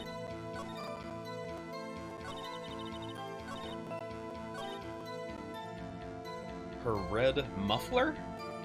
Muffler? That's a thing on a car. Is this a term for something else that I don't know? Oh my gosh. Back until the net goes again. Welcome back, Merc. Thanks for stopping back in.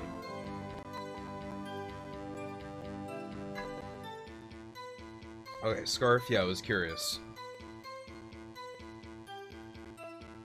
Her scarf looked like blood. Then can you explain the blood here? Right?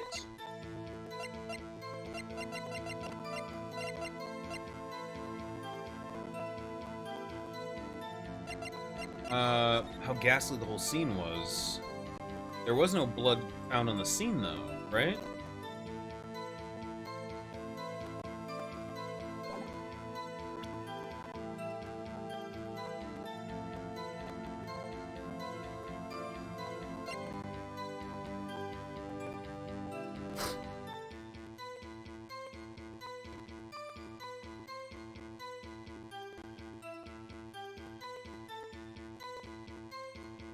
What am I? What? Alright, never mind. I'm not gonna ask what's going on in chat. The ghastly scene.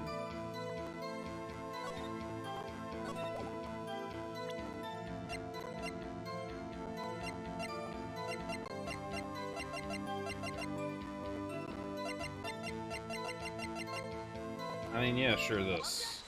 Because she said it was her scarf, but there's stuff on her coat that she had already said that was blood. The witness is clearly not suited for detective work. What? The suspect was not wearing a scarf or muffler of any kind when she stabbed the victim. And you proved it yourself with this photograph. But that can't be. Only a professional lunch lady would be so utterly clueless. Congratulations, perhaps you finally found your true calling in life. Harsh words. Well, in the end, Mr. Edgeworth prevails. What was my objection? Chopped liver? But it was there. A scarf. No, not but something red. Really? Well now, where were we? The witness has given us an entertaining interlude, but back to business. What? Very well, witness. Continue your testimony. You saw the crime and apprehended the suspect. Tell us about that. Very well. I do remember some things accurately, at least.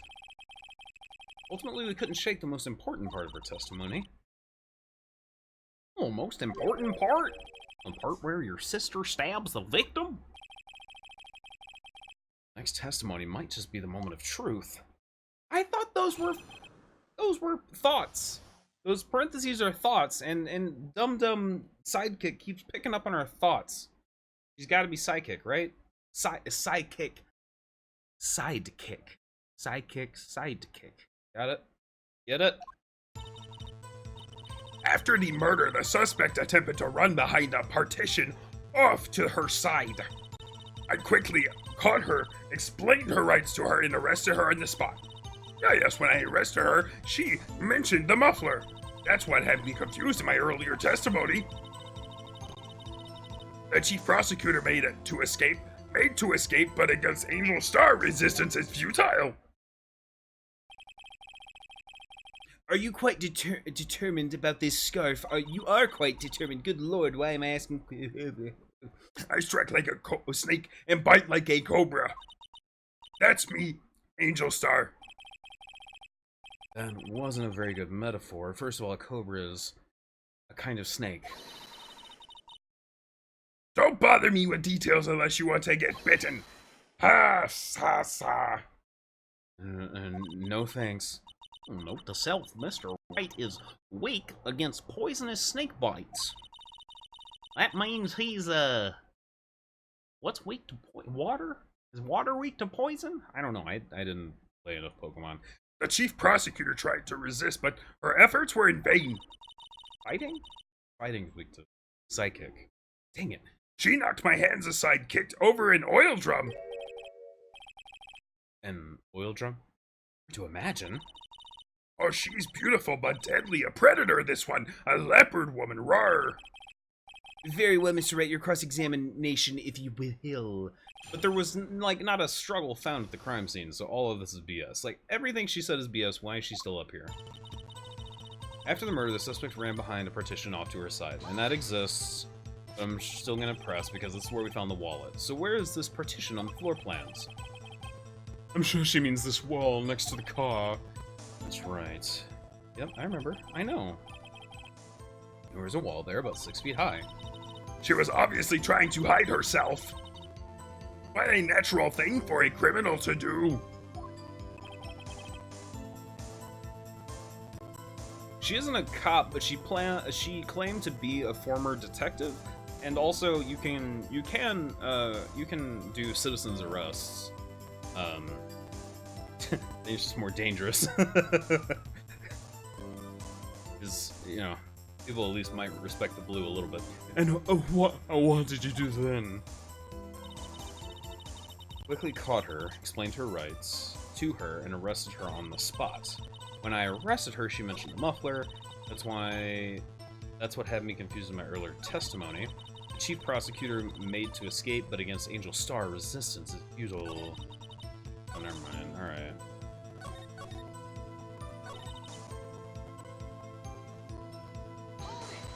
Go into this a little bit more. You say, quickly, were you close to the suspect? As I just said, I was only 30 feet away from her the whole time. Maybe I should press her for more details. Oh yeah. Oh yeah. Oh yeah. All of this seems fishy because we also have a picture, like, where there was a moment after the murder happened where she had time to take this picture, right? I'd like to see this on the floor plans, just to be safe.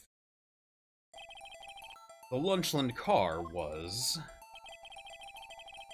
She was a visitor, thus she was parked in the B block. So you witnessed the murder from here. That would make it about 30 feet from the car, yes. Is that correct, Mrs. Starr? Miss Starr? Yes, that's right. But there was a chain link fence in front of you. I went over it, of course. Amazing, the cough-up queen lunch lady athlete indeed. Well, it would have taken her a little time to climb over the fence.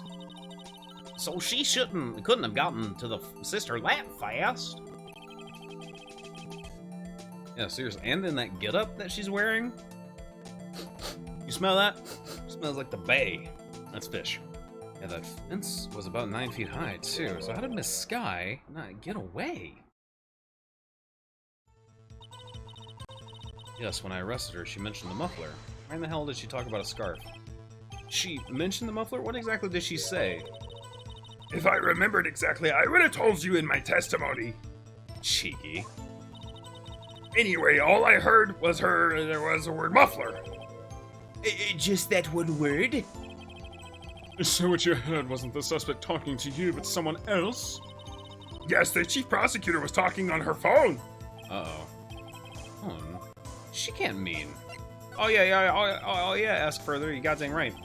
Phone, do you mean the cell phone discovered at the crime scene? Yes, ultimately. Ultimately.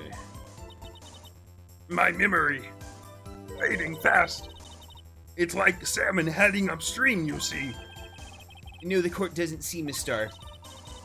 The chief prosecutor first attempted to use the phone. I have got to alter this voice a little bit.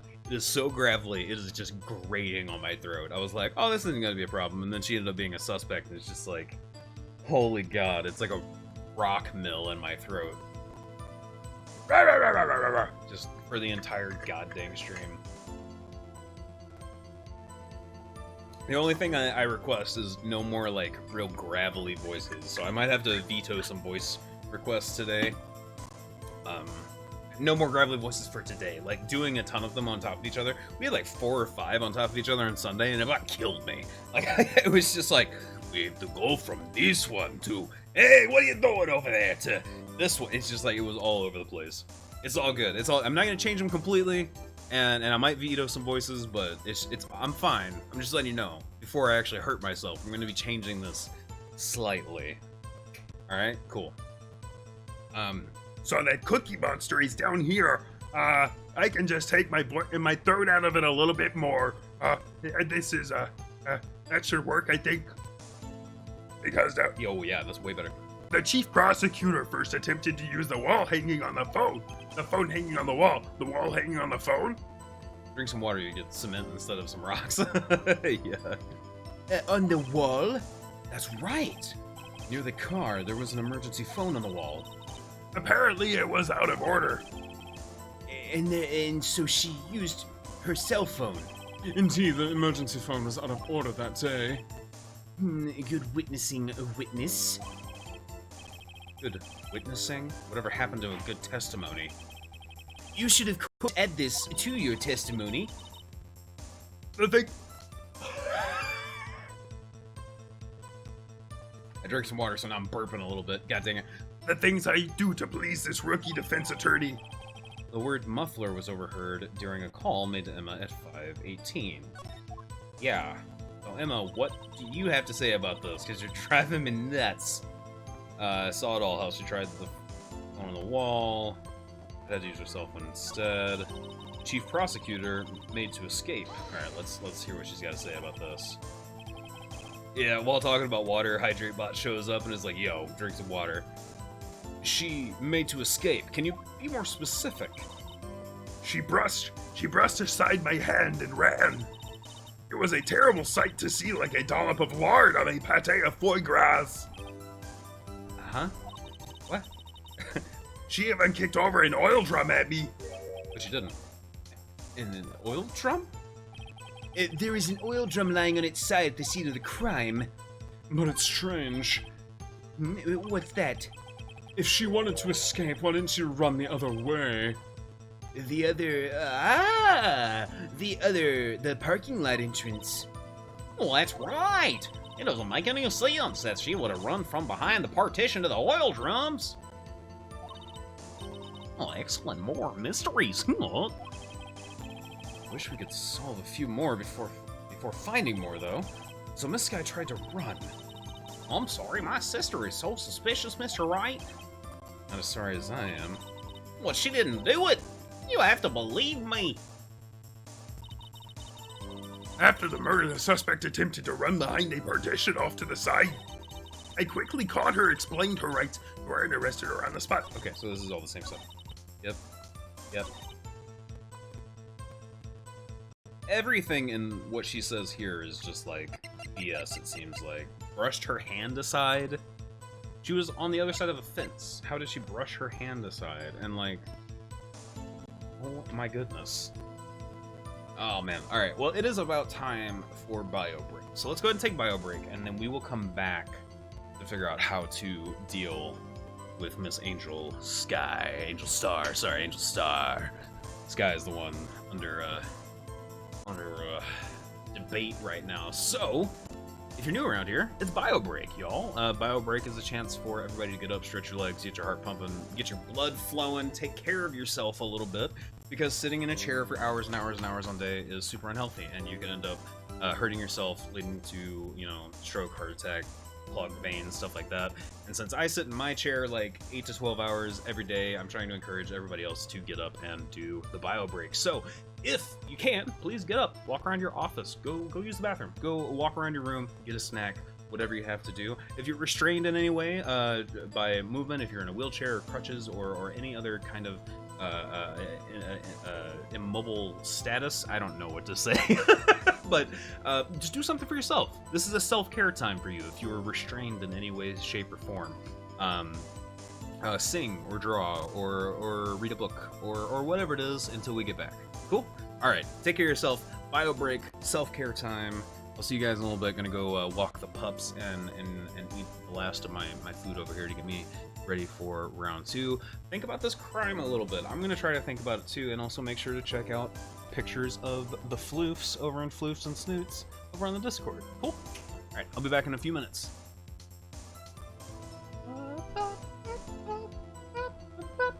Okay. So to go back through this real quick, Angel saw the murder happen. She claims to have seen the murder happen. Said that she got a picture of the victim closing the trunk, but at another time she said that she got her hand slapped away as the murderer ran. The mysterious note that doesn't seem to really have any connections right now.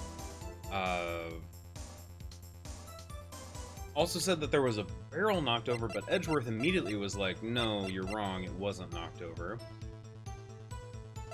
Salisbury steak and mashed potatoes. Oh man, living the life over there.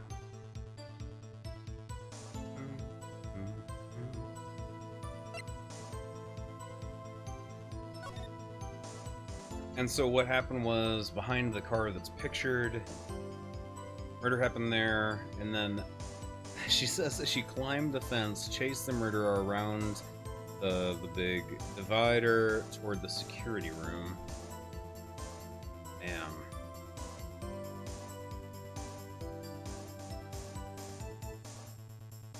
Ready to swim? I can ask this question because my name means swim instructor, Mark. Oh, really? I mean, I know how to swim. I can swim. What?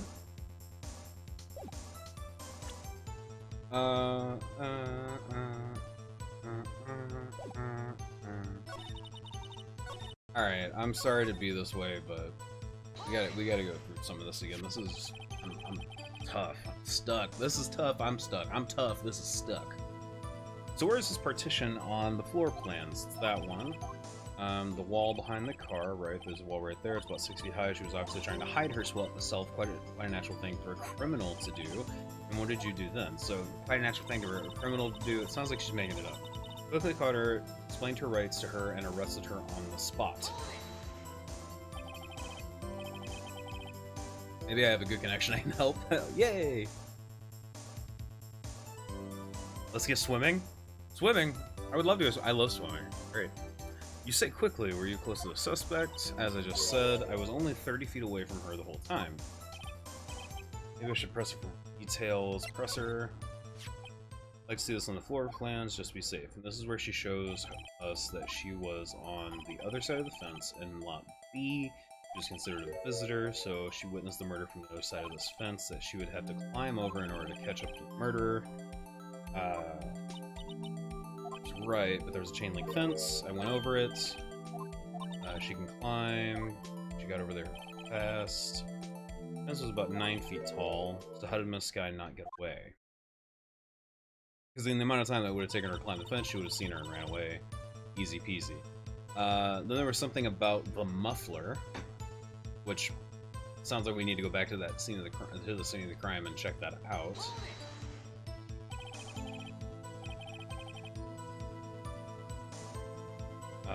She mentioned the muffler. What exactly did she say? If I remembered exactly what it told you, cheeky.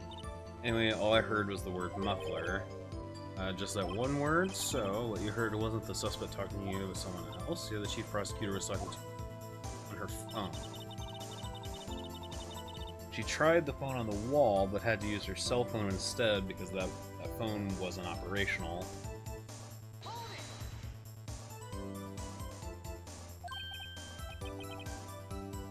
Do you think you could... Wait.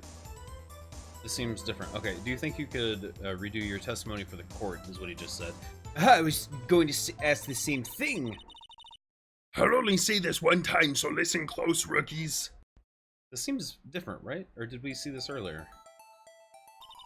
The chief prosecutor stabbed the victim and ran behind the partition. Then she picked up the emergency phone on the wall, but it was out of order. But how could you have seen that if she was behind the wall? Alright. So she pulled her own cell phone out of her pocket. And during that time, you climbed over the chain link fence. Then, when I boldly grabbed her arm, the chief prosecutor hung up her phone. Dalton, hey, how you doing, bud? And you saw her doing this. What is it, Mr. Wright?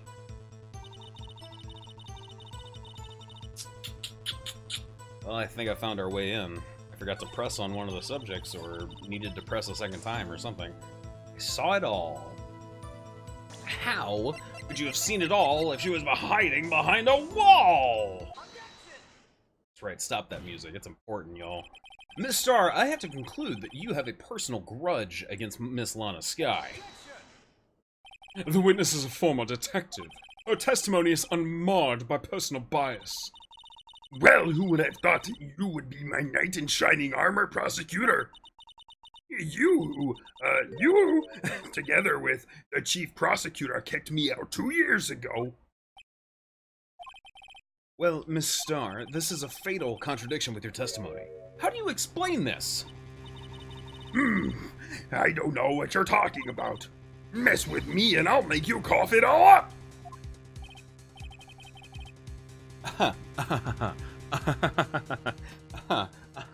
Oh, my evidence is running away.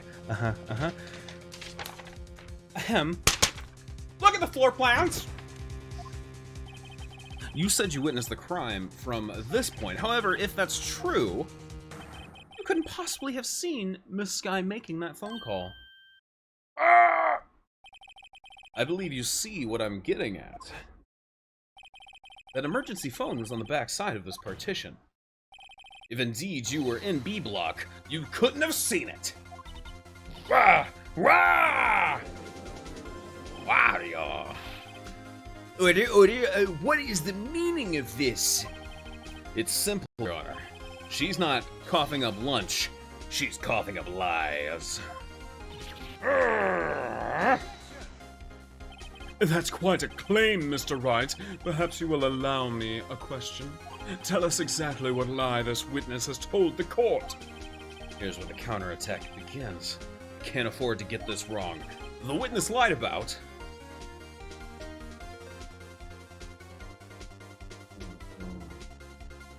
where she saw it? The order of events seems right. I think that makes sense. What she saw, yes, but where she saw it also. What she saw, what she was able to see, right? She lied about what she saw. In other words, she didn't see Miss Skye using that emergency phone. It does seem hard to imagine how she could have. Very logical. What's the matter, Star? Cat got your lunchbox? Mr. Wright, I hate to bother you while you're celebrating your victory, but why would Miss Starr lie like that? Huh? Why would she say that my sister had tried to use the phone but failed? It doesn't make any sense. Why lie about something so insignificant? Oh, dang, she's right. Well, I mean, really, but maybe she really did see her try to use the emergency phone. I see no room for doubt here. You ordered the patouille on rice, right? Mr. Wright, I thought you had something there. Whoops, I totally did Edgeworth for Judge. Alright, one more try. I see it in your eyes. You haven't learned your lesson, have you? Tell us exactly what lie this witness has told the court. Here's where the counterattack begins. I can't afford to get this one wrong. The witness lied about saving the game to make sure that we get this option correct. Where she saw it.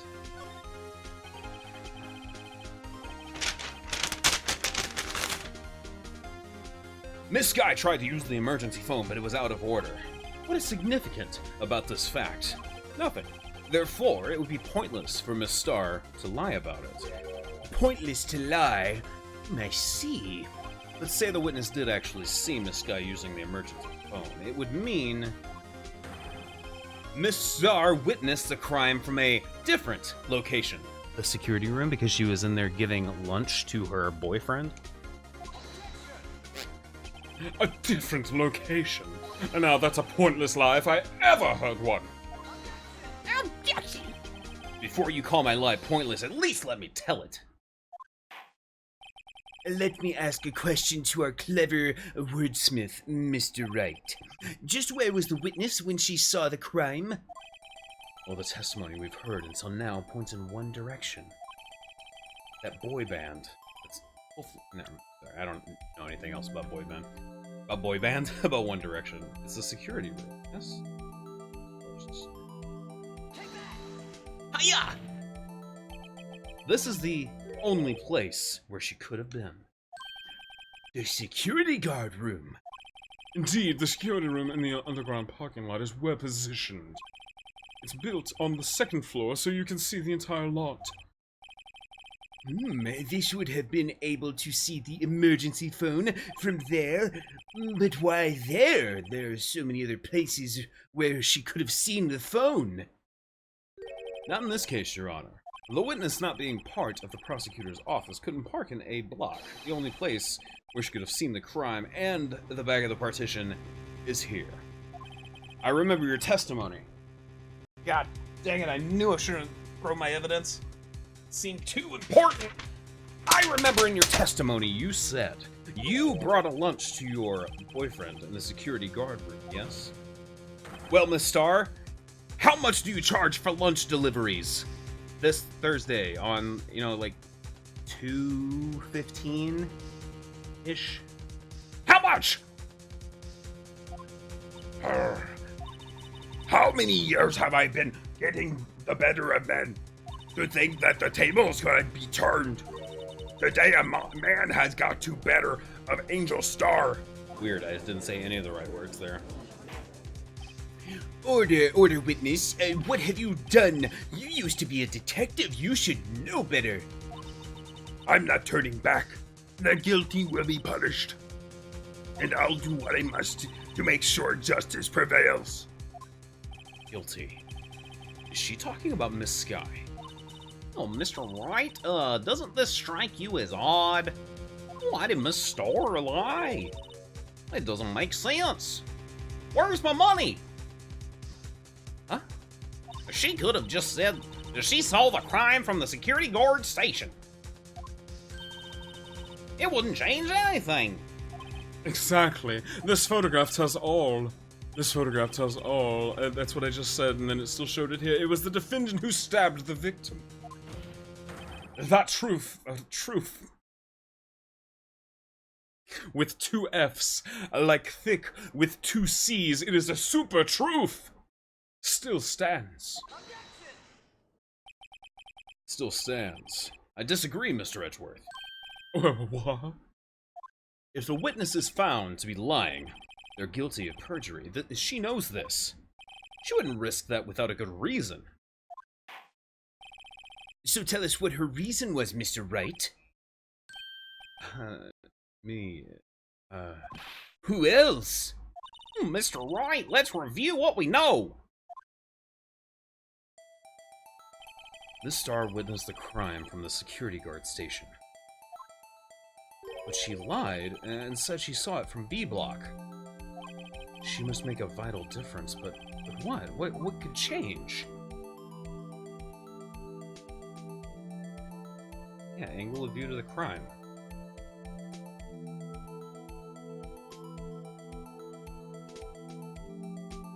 Yeah. Why does it seem like such a big...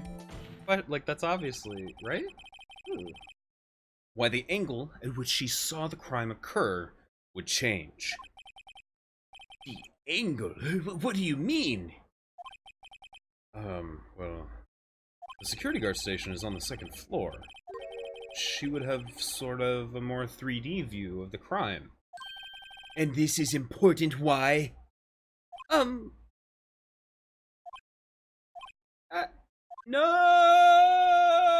but that's the truth.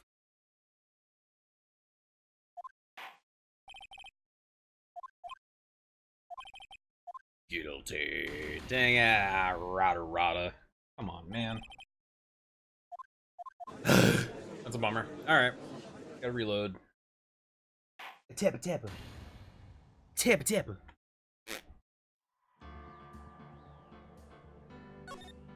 Where were we? Where she saw it. So she saw it from a different place, a different location.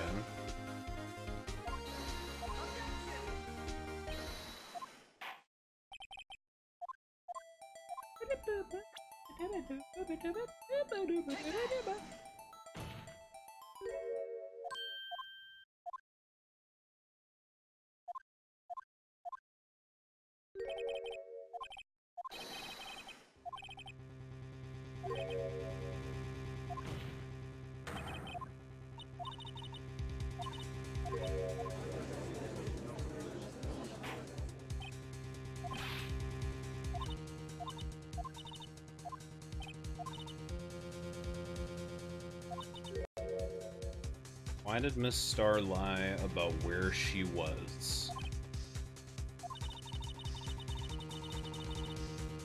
It wouldn't change anything if she had just told the truth about where she was.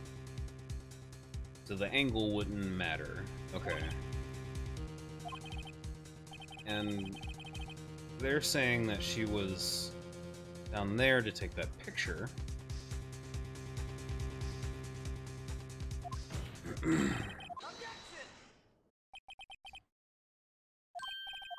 Witness is found to be lying. They're guilty of perjury, and she knows this. Why would she risk it?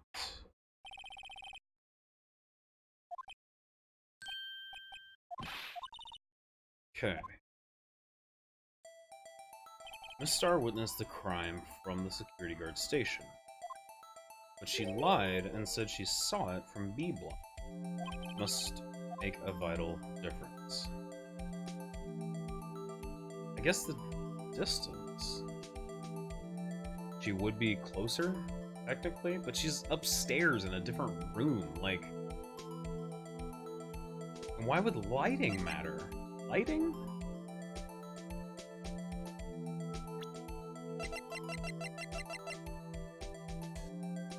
Lighting isn't... There's like barely any shadows. Yeah, it's absolutely distance. I'm just like...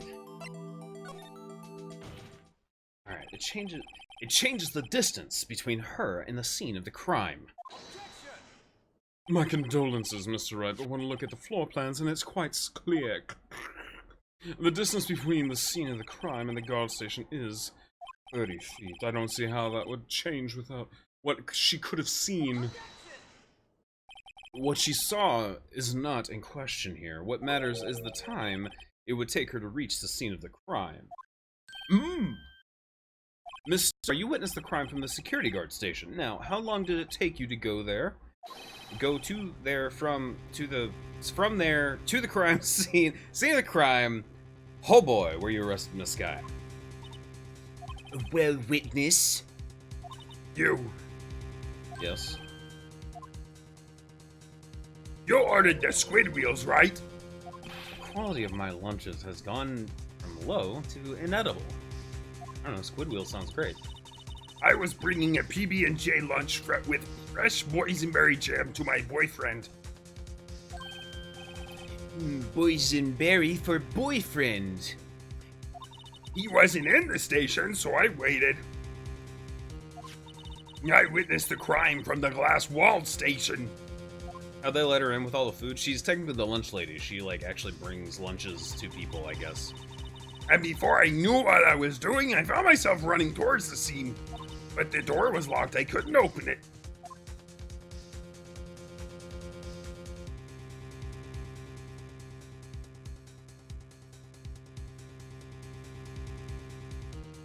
That's why I had to go through the visitors parking and B block. That's quite a detour. Yeah, that's very different from your initial statement there. Jeez. It probably took at least 5 minutes to get to the scene of the crime. 5 minutes? This changes things considerably. But it was the woman over there in the defendant's chair who stabbed him. I know it. I have photographic evidence. No, you don't. I swear it. I swear it on my finest plastic spork. You have a point, and the spork is a wonderful invention. Would you like another caviar lunch? Absolutely. Mr. Wright, you have to do something. Do I have any evidence to stop this? To stop what? I've already lost the point because of the caviar and garbage. I swear it on this ridiculous get-up I'm wearing.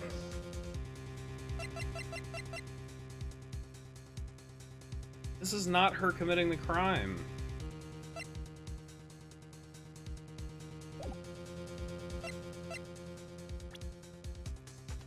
That's the big thing. She says she has photographic evidence of her committing the crime, and she doesn't.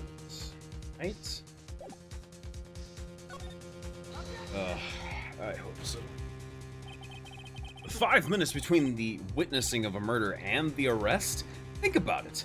You could make pasta in that amount of time if you like it al dente. I've got lunchboxes that tie pasta into knots, rookie. A 5-minute blank, isn't that strange? Strange. If you were a criminal, what would you do with 5 minutes, Your Honor? Well, I guess I'd flee the scene. Hey! Wow! You're bright. Don't get the wrong idea. I mean, I wouldn't kill anybody. But you have the instincts of a killer. You would run. But this time was different. Miss Skye dawdled at the scene of the crime. She even had her picture taken. No true criminal would act this way. It's inconceivable. Inconceivable! Well, then it seems we've come to the end of this testimony. The witness has a grudge against the defendant and a blank in her testimony. Mr. Edgeworth is the next witness ready to go. Unfortunately, I appear to have overestimated this witness on account of her professional history. We did it. We screwed that can shut, Mr. Wright. That was too close. I'm afraid that the Kaffa Queen has been dethroned. And with that, court is adjourned. Uh-oh. What? Mr. Edgeworth, you ordered the squid wheels, right? That's the one she tried to foist off on me. I prefer to not take the defense team's leftovers. Anything else to say? I might be able to save you. I have decisive evidence. What was that? Is this another one of her trick lunchboxes? My apologies, but we have no further questions to ask of you, Miss Starr. Ah. Is this your jumbo lunchbox? Ooh, a triple-decker! Out of deference to the witness's determination, I'll allow one more testimony. Let's hear about this decisive evidence. Like the Lunchland motto says, you won't be disappointed. Oh, what she's going to pull out of her lunchbox. What's she going to pull out of her lunchbox this time. Good lord, I couldn't get that straight. Here we go. Bring it on. I should have mentioned those 5 minutes were when I wasn't looking at the crime scene. And now, to the matter of the victim's shoe. Did I not bring this up?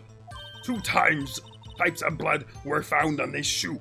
One was a coarse victim's, and the other blood type matched that of the defendant, Miss Lana Sky. This shoe proves it. It's flawless, decisive evidence. But it's not, but okay.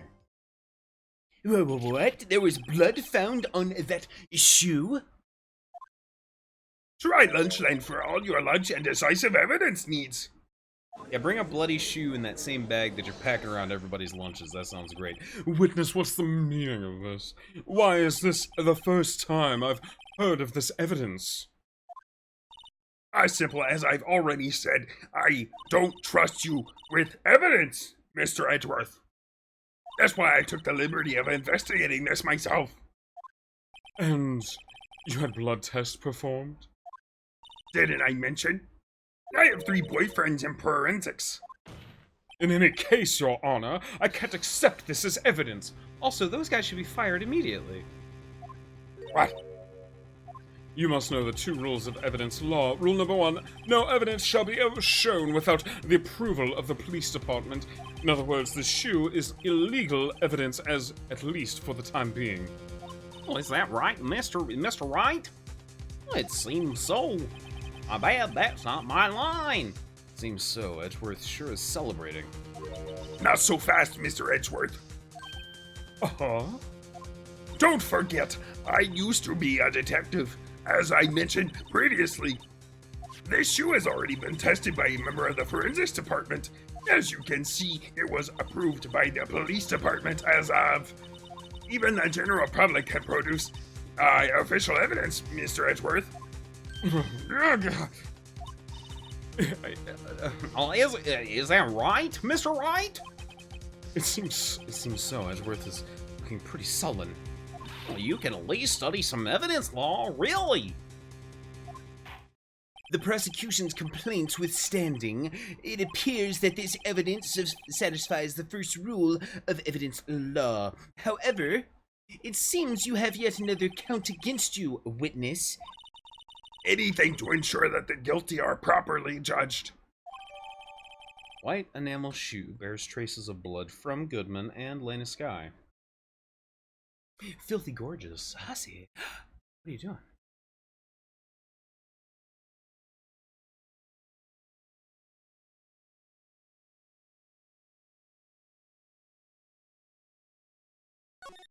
Very well, Mr. Wright. You can cross-examine. Do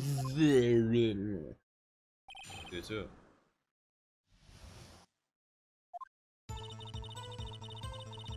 Okay. So, should have mentioned I wasn't looking in the crime scene. The victim's shoe. Alright, we're just gonna, do our normal thing. We're gonna press our way through this. Why did you lie about those 5 minutes? I guess you could say I just wanted people to look at the results. The results? How many times do I have to say this? I saw the chief prosecutor stab the victim before my very own eyes. Compared to that, a 5-minute blank means nothing. Then why didn't you just tell the truth? Don't make me laugh. We're dealing with the most untrustworthy of the vile lot known as prosecutors. Falsified evidence, arranged testimonies, erasing and manipulating evidence. When you fight monsters, you need to use every trick in the book. This? When the suspect is admitting she did it? But false testimony is the most despicable crime of all, Miss Starr. Let's just get this over with. Alright, now the victim's shoe, the matter of the victim's shoe. And you found this shoe at the scene of the crime. I determined the chief prosecutor and notified the police department. I wanted to make myself useful while I was waiting for the police to arrive. So like an ill-trained pooch, you snuck off with the shoe. I was afraid someone would erase the chief prosecutor's crime. This shoe was my secret weapon if that should happen. See this fashionable basket I have here?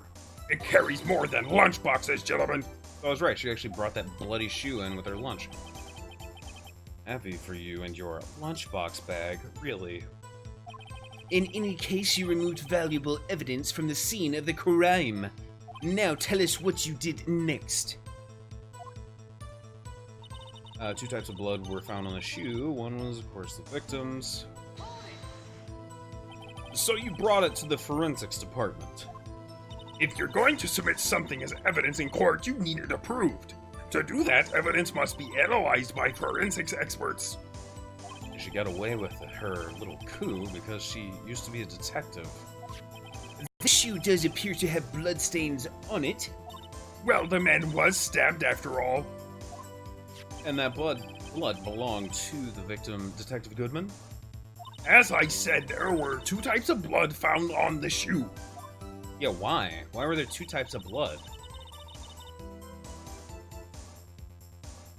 Okay.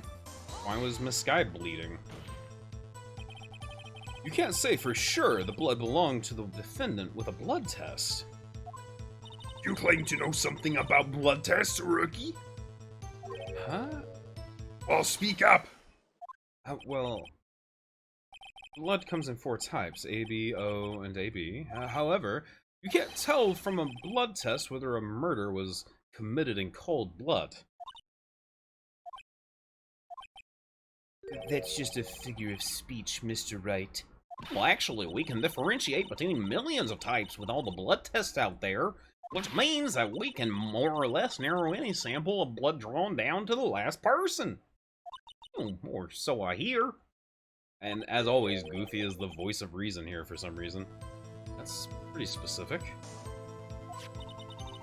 If I had a little more time. Whoops, thought my chair was locked and just rammed my desk at full speed. Oh, God. Yeah, there we go. If I had a little more time, I would have gotten DNA test results. Results, great. But they said there's very little doubt it could be anyone's but Miss Lana Sky's. So the suspect's blood was found on the victim's shoe. That ties her directly to the death of Detective Goodman. I was afraid he was going to say that. She proves it, it's flawless evidence. Oh, I'm yawning. I'm so sorry. I'm yawning. Why am I yawning? I woke up really tired this morning. I've been trying to wake up all day long. God dang, just can't seem to get it up. No, that wasn't. Poor choice of words. I can't let this evidence go without a fight. You ordered peas for peppered fish guts, right? Some like it hot, Mr. Wright. Some, like your client, she's in enough hot water to make a whole vat of soup. Mr. Wright, do you, or don't you have a problem with this shoe? Problem? This is critical. Is there a problem with the victim's shoe? There's a problem. Oh yeah. Oh yeah, baby, there's a problem. If I'm not imagining things, I'd say there's one critical problem with this evidence. A clear contradiction. That gleam in your eye, you're still young, rookie. I'll give you a peppered fish gut now. But you couldn't take the heat, could you? Let's hear what Mr. Wright has to say. What is contradictory about the victim's shoe? Show us the problem with evidence.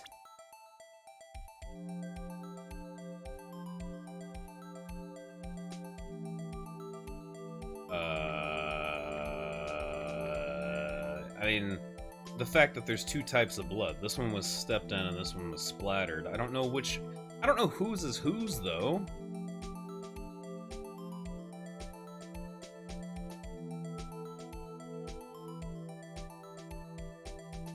Well, fart. I don't know. This is tough. That she was walking in blood, maybe? Ugh.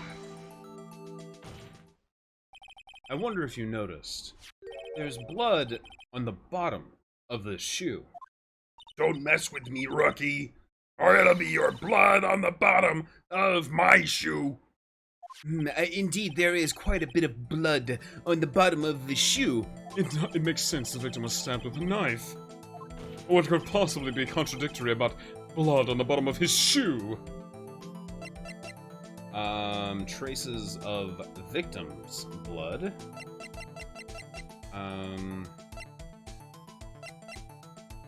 Yes?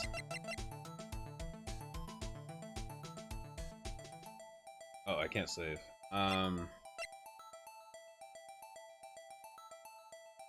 Check this over again. I said knife. I'm guessing your shoe has blood on it too. You just shot yourself in the foot. Would you like a grinder? A grind? What? Why didn't that work?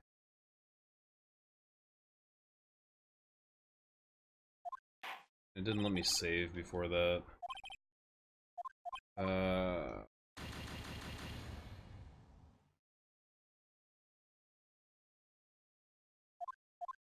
Alright, let's reload and catch up. Man, I'm doing terrible in this one. Tough.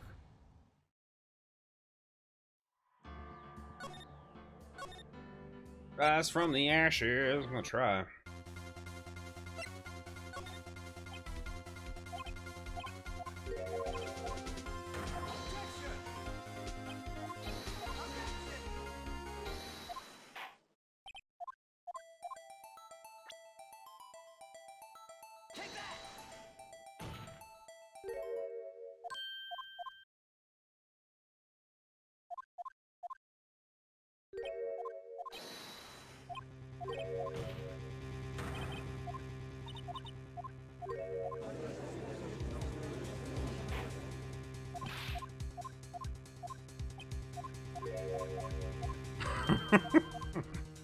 Doodly doo, doodle doo. So much going on.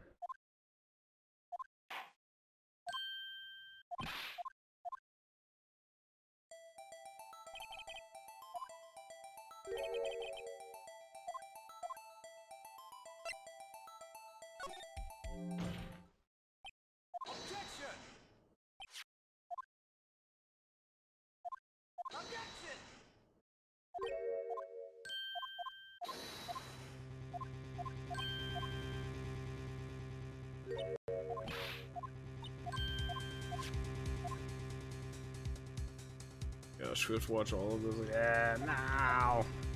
Now!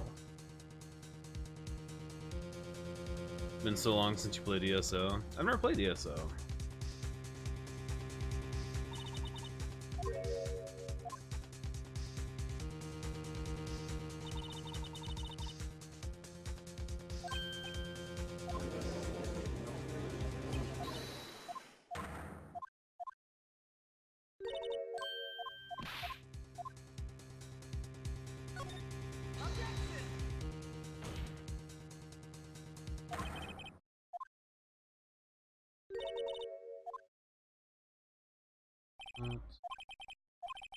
Getting closer.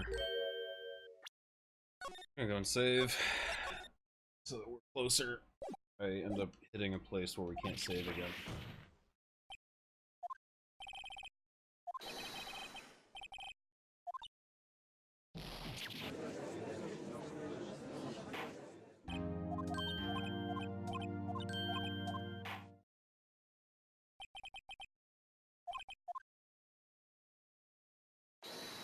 Hold it!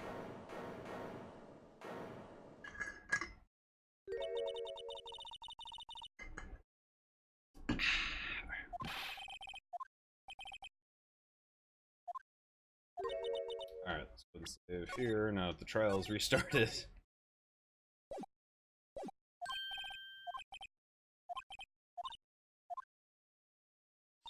Double lunchbox, triple decker, one more testimony. There we go. Now we're in the testimony. Wasn't looking at the crime scene. Now with the matter of the victim's shoe. Why did I not bring this up? Just had the blood from the shoe. One was, of course, the victim's. The other type of blood match. guy. He proves it is flawless. Nice of evidence. Blood found on the shoe.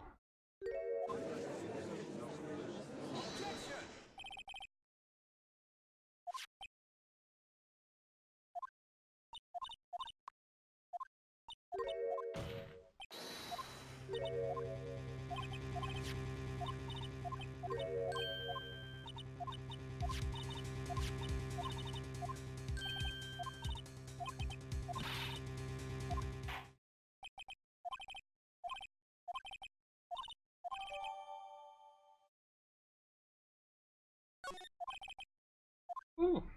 Alright, save again. Right here. So, he pressed.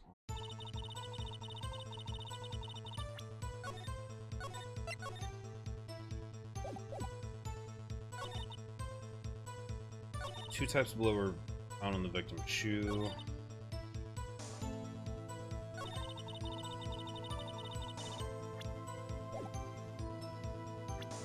So, someone was telling me in chat.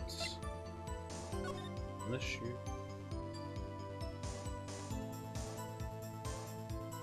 Yeah, nothing in the shoe. Whoa! There's blood here too! On the sole of the shoe? It's gotta be the victim's. He must have stepped in the puddle of his own blood? All this blood. It's horrible!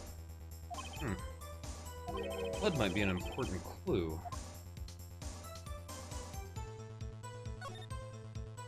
All this blood? That's my sister's, right? Appears so. Lana's right hand was bandaged when I saw her in jail. Oh, okay. She must have cut herself at the time of the crime. Poor sis. Okay, so yeah, we've got some stuff on the bottom.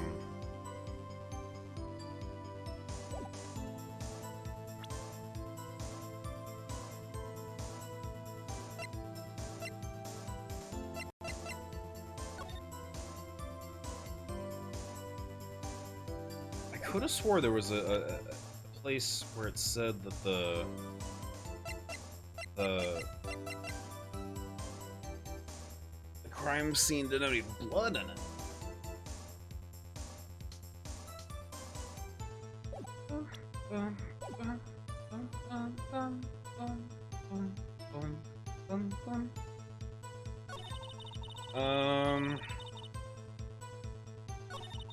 All this evidence, huh?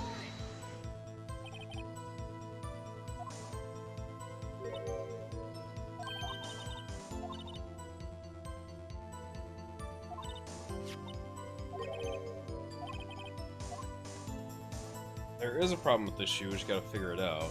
So there is a problem with the shoe. If I'm not imagining things, I'd say there's one critical problem with this evidence, clear contradiction. That gleam in your eyes, you're still young, rookie. I give you pepper fish, couldn't take the heat, could you? To hear what Mr. Wright has to say was contradictory. Shows the problem with this evidence.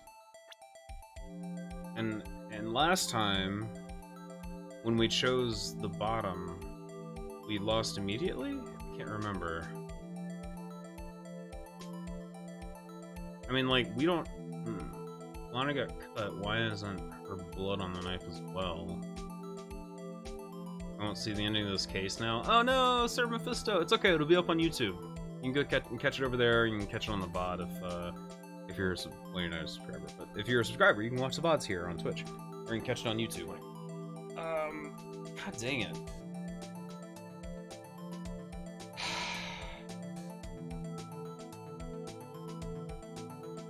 So, Kinder Surprise, are you saying... Get you on the next stream? I'm watching on YouTube for sure. Nice! For sure, man. Have a good one. Catch you later.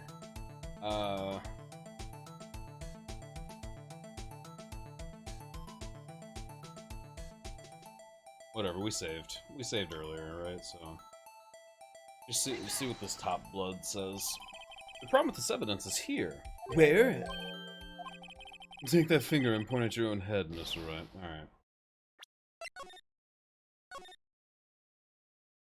And the delay is bad when I put it on this sound mode. So I figured out the sound delay comes when I set Elgato audio out to wave. Oh, Bunny Soldier, you out of here? Alright, see you, Bunny Soldier. Peace out. So if I set the Elgato audio options to wave out, the delay happens, but if I set it to direct out, then it pops. There's like pops and crackles and stuff. I just want something to work. Alright.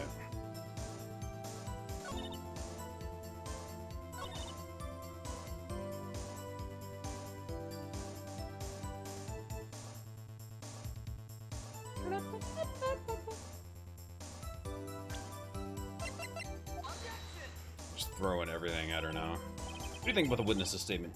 Yeah, I'm not sure I follow. It contradicts. Alright. Cool. I didn't hit options fast enough. Yay, it did. There we go. Alright, see you, Bunny.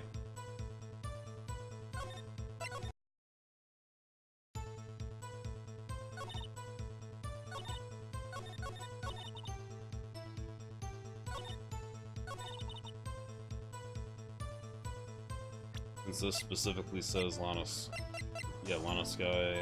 with the knife on this one. Nope. Nope. Die. Sure did.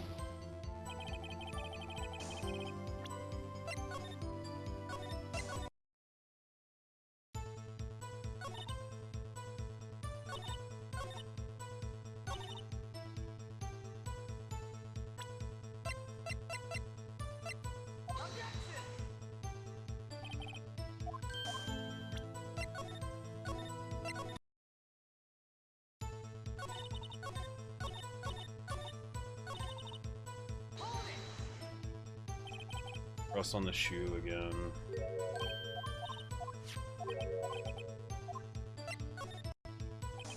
Definitely a problem. I'm not 100% sure what's going on. I swear to God, if we get on the other side of this and it's exactly what I said it was, but like they just didn't have a clear way to like get to the answer, I'm gonna be so PO'd at this game and then continue playing it.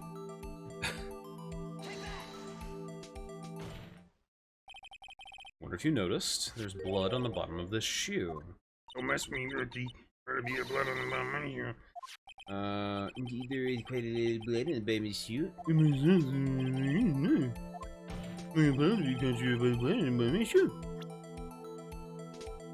Blood on the... I presented the blood on the knife last time, right? That's what I did last time? So how is it... Dying. The problem is their fashion sense. No one should wear that brand.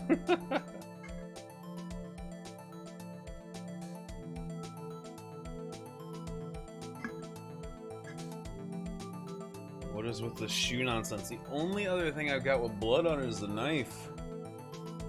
And we said ourselves that she was cut, but her blood's not on the knife.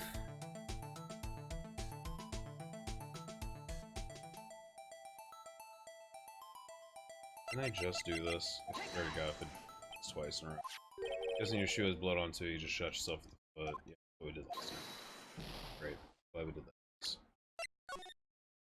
I guess. I collected save data. Oh, because her hand doesn't have a bandage on it. It's like, Dalton, thank you. So stupid. Alright. No! Don't! Oh, God.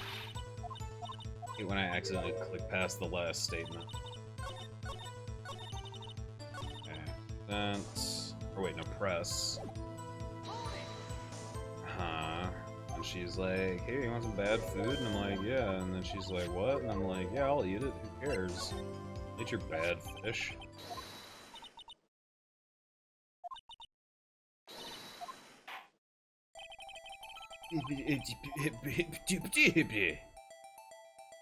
Get it.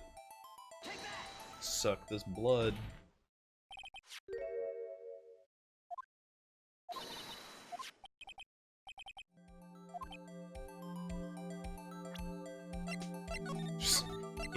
Getting closer to the end of this trial.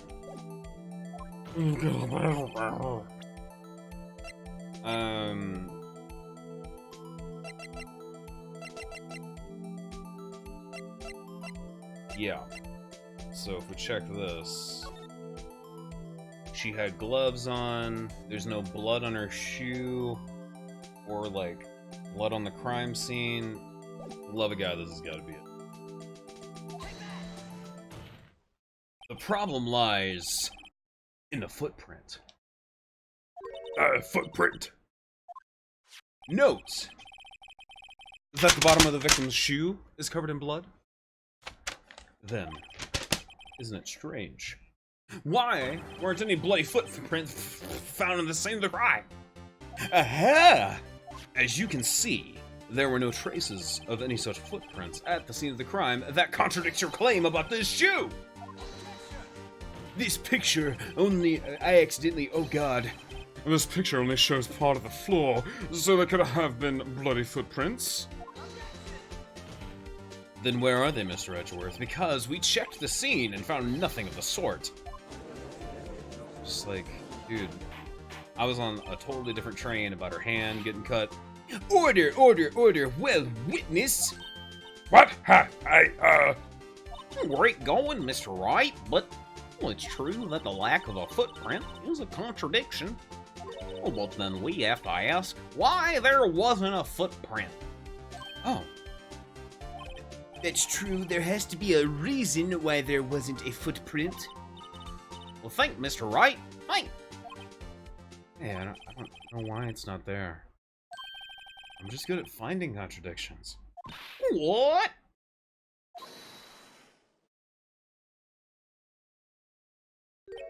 I see. Now I get it. Get what?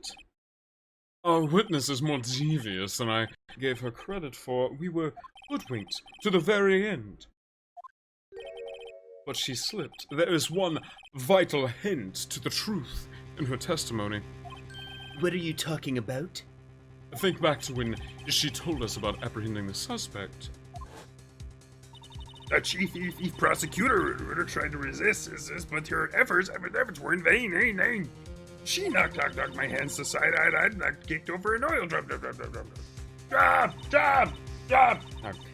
Oh, she's beautiful, but deadly. I'm predator. This one, a leopard woman. Roar. You're an idiot. I'm an idiot. I thought that was a strange thing for the normally cool-headed chief to do. No kidding.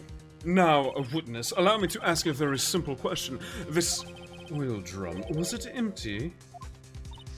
Oh, that, I'm not sure I like your attitude, Mr. Edgeworth. Though apparently you're not the slowest conveyor belt in the lunchbox factory. Wow. Witness, was the oil drum empty? The oil drum kicked over by the chief prosecutor was brimming with water. What? Water? What does that mean? What are my options here? Still don't get it, Mr. Wright. Do you want to know the reason she knocked it over? The real reason? You don't mean? Yes, the suspect knocked over the oil drum for one reason and one reason alone. To erase the bloodstains that would have become evidence against her. What? That ties things up quite nicely. The bloodstains left on the victim's shoe tie her quite clearly to this murder. Then after the deed was done, she knocked over the oil drum to erase the telltale signs. Why, that's a prosecutor's specialty, erasing evidence. It reminds me, Miss Sky's right hand was hurt. Didn't she say she cut herself when she stabbed him? So that's when my sister's blood got on the shoe? Well, I see no reason to prolong this trial. Mr. Wright, do something, please. What? What can I do? Your sister has confessed to the crime and she tried to conceal it. But... Enough. There is no need for further debate. The verdict, Your Honor. Very well. Oh, but Angel Star is on the prosecution's side. Oh, she could have been lying about the water. This court finds the defendant, Miss Lana Sky. Hold it! Hold it! Little girl, what did you just say? Oh, me? Oh, gosh. Did you say that I, Angel Star, was on the prosecution's side? Oh, well, yeah, you are. You're saying my sister hid evidence by erasing the bloody footprints. Well, I thought you'd had your fill, but here you are demanding a second helping. Another lunchbox. A lunchbox called evidence. Wait, witness, don't tell me you have something else. The time for deliberations is past. Any further comments, and you will be held in contempt of court. Your threats don't scare the cough-up queen. Look at this! Dram. A photograph. I had it just in case anyone had the gall to suggest that the white shoe didn't belong to the victim. I see no room for error in this evidence. Oh, Mr. Wright, wait. Look at the asphalt in this photo. Hey, it's clearly wet. Erasing the last trace of doubt from the court's mind. Immediately after the murder, the crime scene was washed with water. Well, I'm sorry, Mr. Wright. Well, I guess I couldn't help after all. Not your fault. I knew I couldn't win this case. I knew I couldn't win this case from the beginning. It seems this is what your sister wanted anyway. ... Dot. I'm sorry, Mia. ...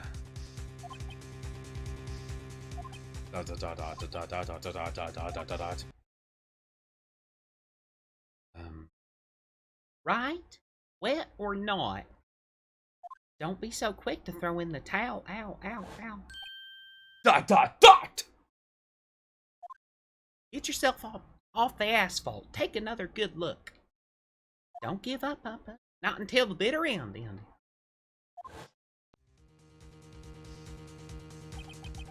This is the last piece of evidence.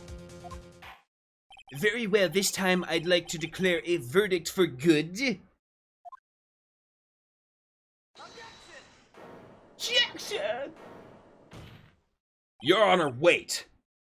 What is it with you people? Can't I hand down my verdicts in peace anymore? Whatever is it? It is. Can it wait? No, it's part of the freaking trial. No, it can't be. Then it'll be too late. Look! At this photograph, the last one submitted, this trial isn't over until we give each piece of evidence proper consideration. So, right. Are you saying there's a problem with this latest piece of evidence? Yeah, I'll think later. Yeah, there's a problem. Right or wrong, I gotta go ahead with this. I suppose since we've come this far, we should give every claim a fair shake. Very well, Mr. Wright. Show the court the problem in this photograph. Muffler. But I don't know if, like... What's it matter? What's the matter muffler? What's the muffer madler? Madler? I don't even know what English is anymore. Mad Libs. A problem.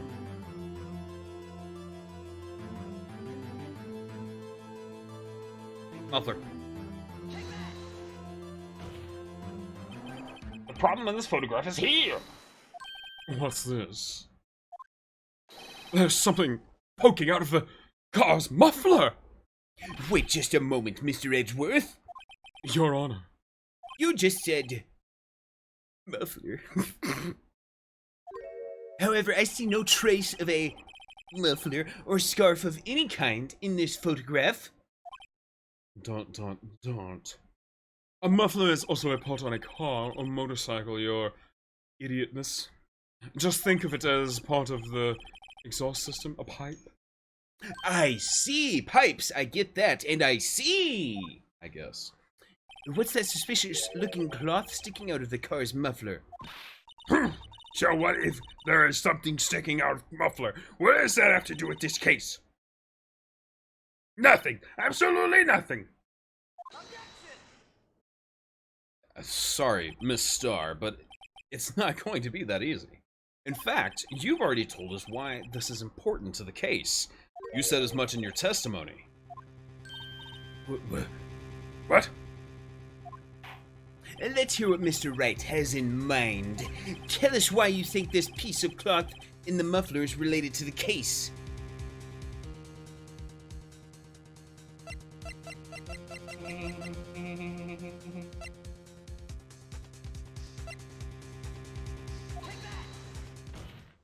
Itadaki Masu, how you doing? Welcome in. Miss Starr, recall your testimony for the court, if you would. Ah, yes. When I arrested her, she mentioned the muffler. So what had me confused was my earlier testimony. Testimony Oni. Ooh, that's a fun one. Muffler! Ah! M is for muffler! It'd be that the muffler you heard mentioned was actually this exhaust pipe? If so, that means this piece of cloth is vital evidence. Oh, wow!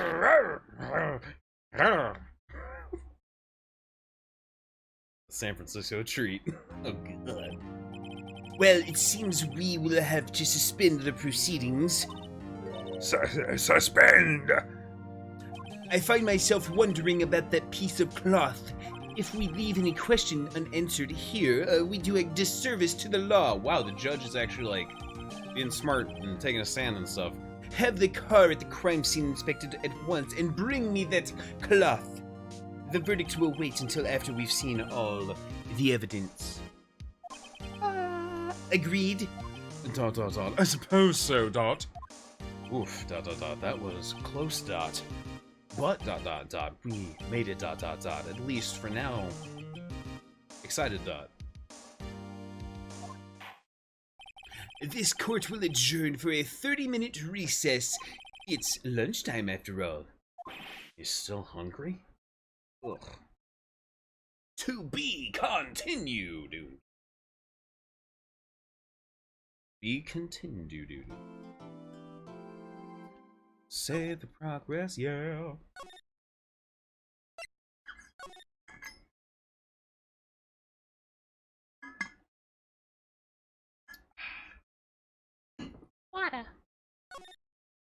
What a refreshing drink. Water. Get it? Thanks. Moving on. February 23rd, 11:56 a.m. District Court, Defendant Lobby Number 2.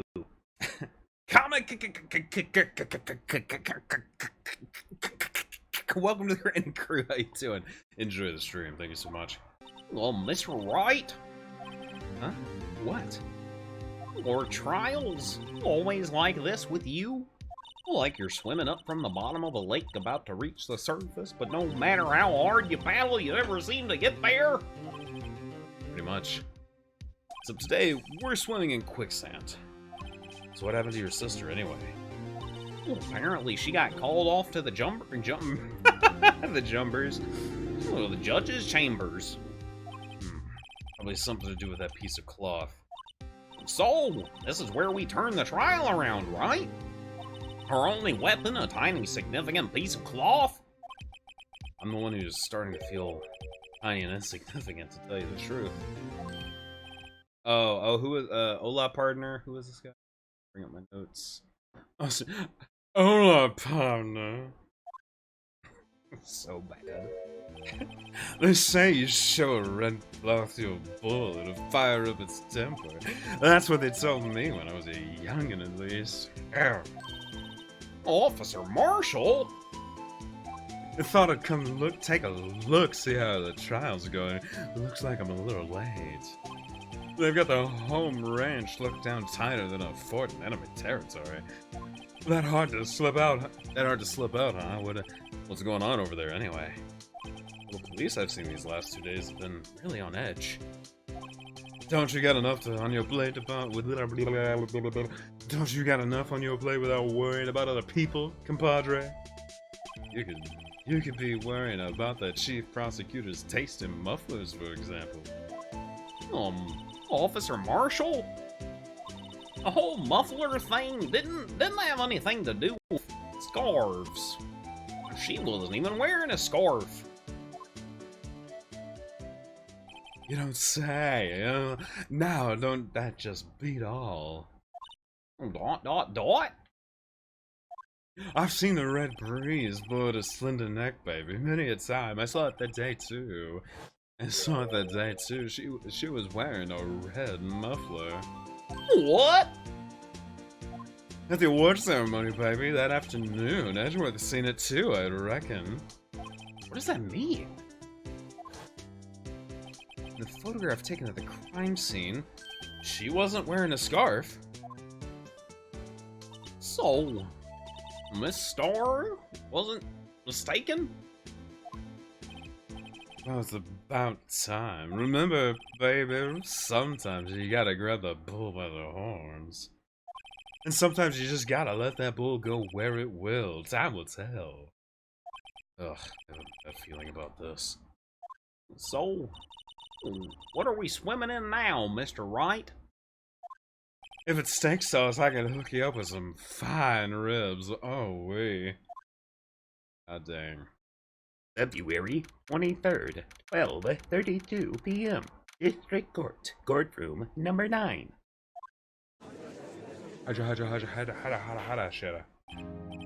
I'd like to, resume. What's up? The judge keeps looking over at the prosecution. Whoa.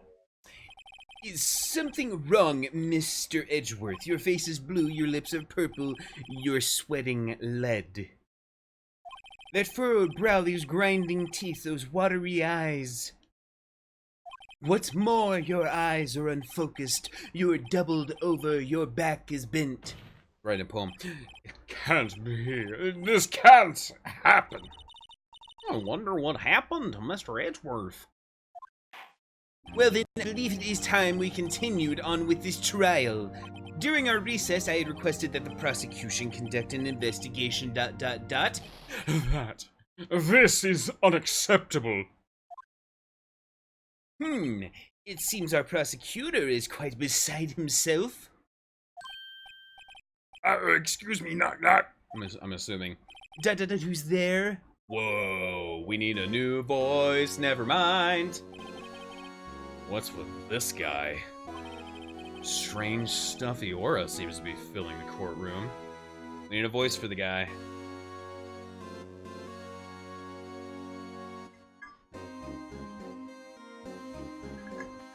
Holy Roller, is that a character? If that is a voice suggestion, sorry, I don't even know who it is. I mean, I can go with that. With the, like, the typical, you know, the preacher, like big preacher voice. Yeah, that's all right, cool. Let's do it. Hey, that's the temperature rose 5.7 degrees when that man came in. Who on earth is he? Ah, it's you! Sure is. There he is. Or Kermit. We've used Kermit before, so there we go. Oh, ho! I'm sorry I'm late, Udgy. The roads were packed, it's just me. Long time no see, hey, Udgy. How you been, sweet much, these days? Hello. No, I've, been so busy. Busy, smizzy, Udgy, my boy. You have to make time to relax.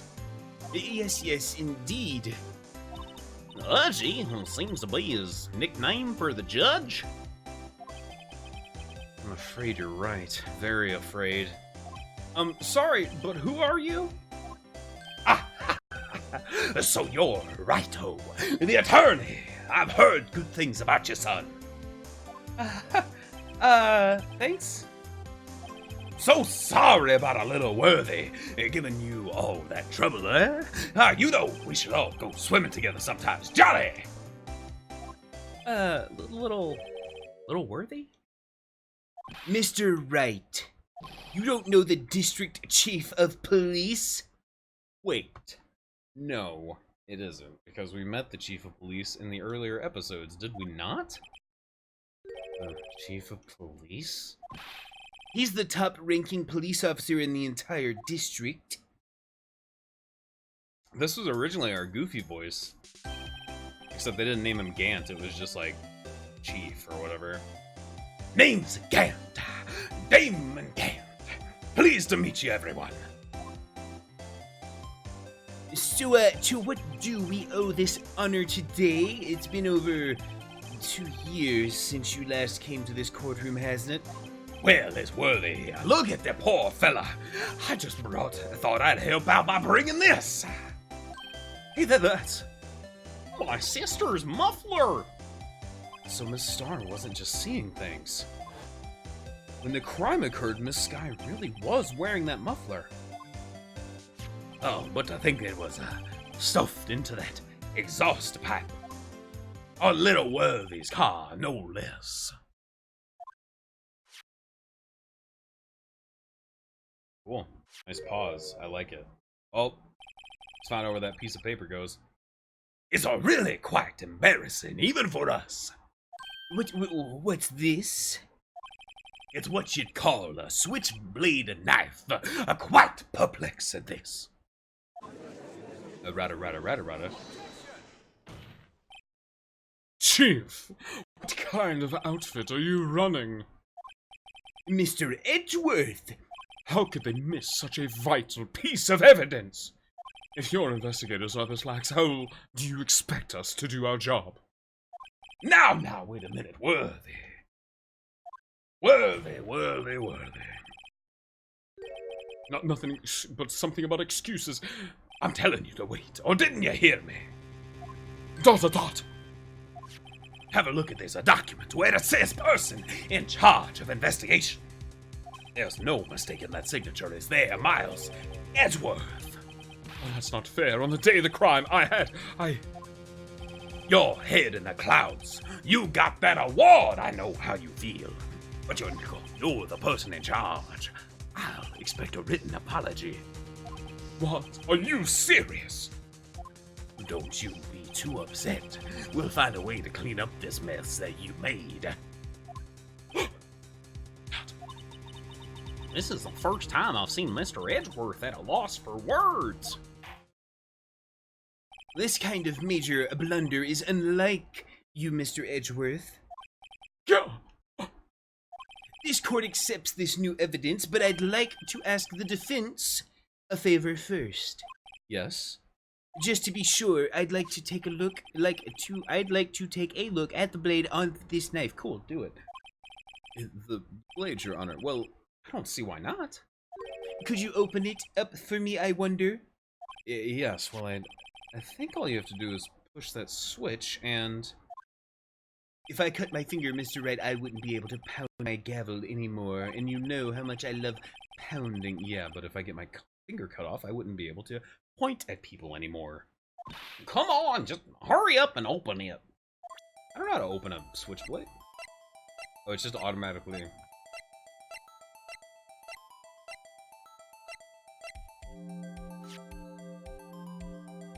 Okay, there you go. Alright. Whoa!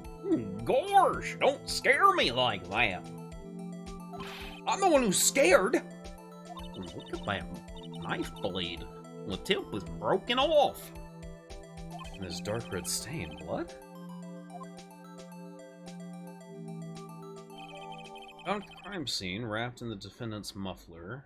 Small tag attached.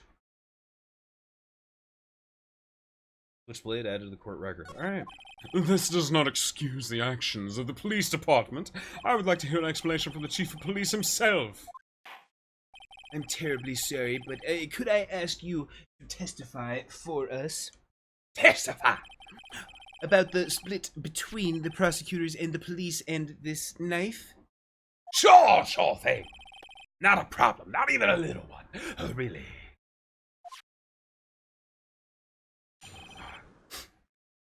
It just reminds me of like Preacher Bot from Futurama. That's what I'm shooting for here. The gag knife. I even started taking sinus like allergy meds. Nose is still running. This knife is special because I can't say how here. Oops. Unless there's evidence to prove a connection between this knife and Goodman. That was a bad day for the department. We weren't in any shape to do an investigation. So this knife was already in evidence, which is why it's been marked. And then Goodman wrote down the number, or her sister wrote down the number on, in the trunk to like make it important. So we know it's going to be important because we got that written note from Goodman. All right, that was a bad day.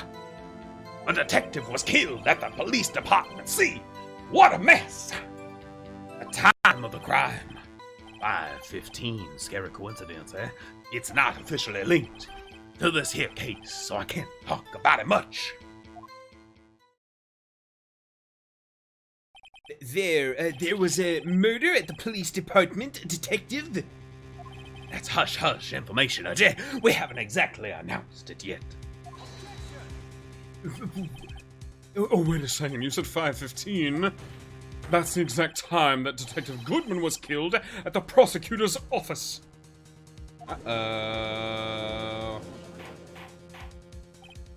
Order.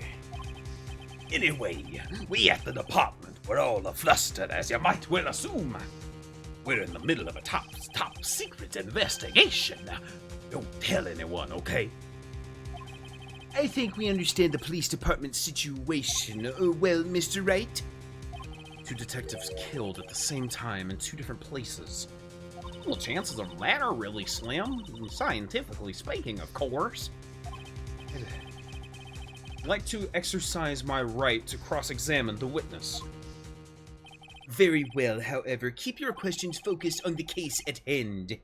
Oh god, they're gonna start penalizing me for, like, going down the wrong road here. So, alright. The knife is special, but I can't say how here. Unless there's evidence to prove a connection between the knife and Goodman. Whoops, I did not mean to, well, that happened. This knife was found on the scene of our crime. I think that makes it connected to the case, don't you? See, there's a lot of things that go on at the department I can't explain. It's delicate, okay? Sorry, Rado. Well, maybe there's something about the knife that will give us a clue. Let's examine that knife while we can, righto? Evidence that links this knife to Detective Goodman, and also to the murder case when I finally get rid of my assistant. I think perhaps the pieces are falling into place. I should try presenting the piece of evidence that's had me stumped all this time. So, how are things down at the department? Yeah, evidence. Alright, let's go ahead and actually look at the knife first. Just because I want to look. I want to, like, check that maybe we have to do a certain order of events to unlock the right, I don't know, stuff. There's a small tag on the knife. It says SL92. What's that supposed to mean? I'm not sure, but it reminds me of a similar code. DL6? Maybe it's a case number? Well, that's weird. What? I don't remember where. I think I've seen something like this before. Or something similar to what's written on this tag. It wasn't that long ago. Maybe I should check the court record again. Oh yeah? Do you think so? You think that's what we should be doing? Yeah, that's the one. Dude, I called that so early on. Wait a second. At last, an honest-to-goodness objection. This knife. This has to have something to do with Detective Goodman. What do you mean? And honest to goodness, what do you mean, Fumudgy? This is great. Look. At the tag on this knife. It reads SL92. And this is important, why? Over here we also have a memo that was on the body of the victim. What's this? A 6 minus 7s dot dot dot 12 divided by 2 dot dot dot question mark. Your Honor, it's upside down. Upside. What? The printed name on the memo makes it look like it's right side up. But turn it around, and what do you get? 99 bottles of beer on the wall. Ah, yeah! Whoever wrote this note was holding the paper upside down. Woof. SL9. That's the same thing that is written on the knife's tag. Oh wow, it's almost like it's connecting evidence, like I chose it on purpose. Order, order. Well, Chief? Well, I guess the cat's out of the bag. You win, Righto. I win? What game is this guy playing? This knife was evidence in the case. It was stolen from the department's evidence room. That was a bad day for the department. We weren't in any shape to do an investigation. So this knife was stolen? Yes, but on the day of the murder. It was evidence, you say? Was it in fact a murder weapon? Nice, nice. Nice, good show, Little Worthy. It was a murder weapon. As it happens, it was evidence from a case long since solved. So this knife was stolen on the day of the murder, and it was found in the exhaust pipe of Edgeworth's car. Hard to think there isn't a connection there.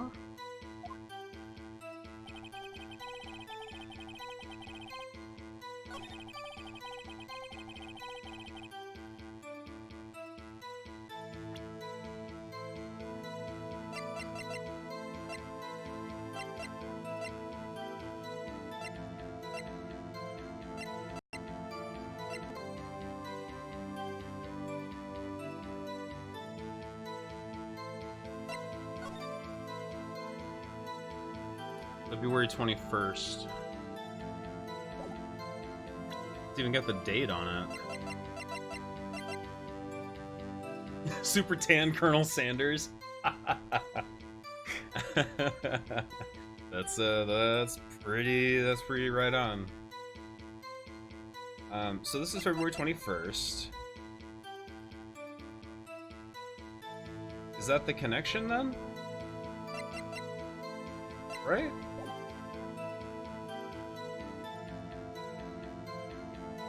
I've got a bunch of respect to lose. Let's do it. Your Honor, what do you think about the witness's statement? Okay, never mind. Looks like a Pokemon gym leader to me, or evil team leader. He reminds me of Surge, Lieutenant Surge, for sure. That's who he reminds me of. Yeah, or like I don't know. He reminded me of Lieutenant Surge right away. This knife was evidence in the case. It was stolen from the department's evidence room. So this knife was stolen, but on the day of the murder, it was evidence, you say. It was, in fact, a murder weapon. It was evidence from a case long since solved, and was found in the exhaust pipe of Edgeworth's car. Hard to think there isn't a connection. We're trying to prove the connection, right?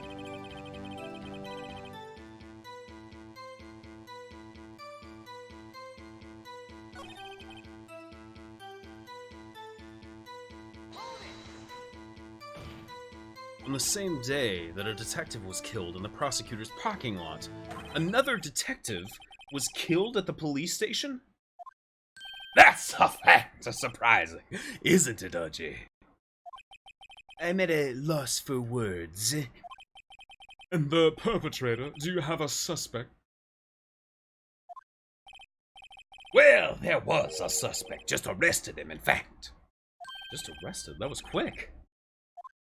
But there's still a lot of unanswered questions.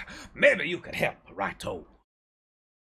I suppose I could help if you help me by giving me data on your case. Oh, good one. This kid's sharp. Okay, here's the deal. I'll tell you one thing and one thing only. Sorry about the peaking mic. I'm trying to find the distance I need to be for the mic not to peak while I'm doing my loud voices. So apologies for those pops every once in a while. Did you see the pics of Judson I took earlier? Oh, I did. Merc. They were cute. Only one thing better. Save. Yeah, that's a really good point, actually. Well, thank you for the heads up there, bud. Okay, here's the deal. I'll tell you one thing, and one thing only. So the victim died at the same time. How the victim was killed was via a knife, and where the victim was found, right? Or should I ask how the victim was found? Because that's like...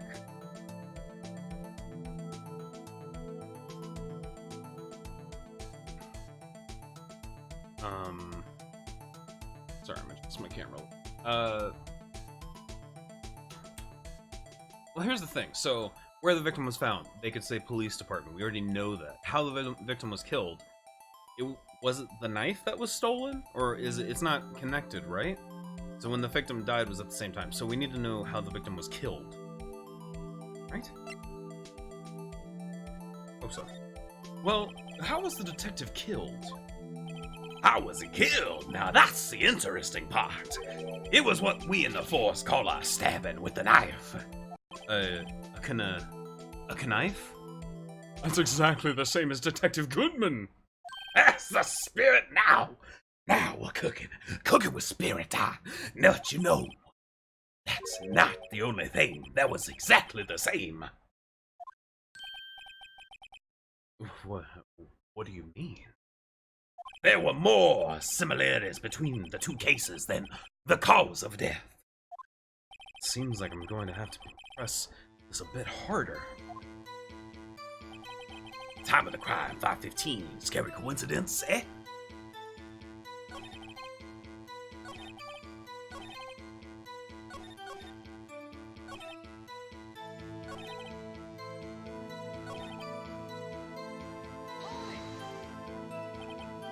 I'm 15. But that's when Detective Goodman was killed in the prosecutor's office. What? Funny, isn't it? A murder at the prosecutor's place and a murder at our place at the very same time. Haven't we already gone over this? What are the chances? Coincidence? Well, this is just my gut feeling, but I'd say there's a 0.001% chance of that happening. Chief Gant, please tell us more about the incident. It's not officially linked to this here case, so I can't talk about it much.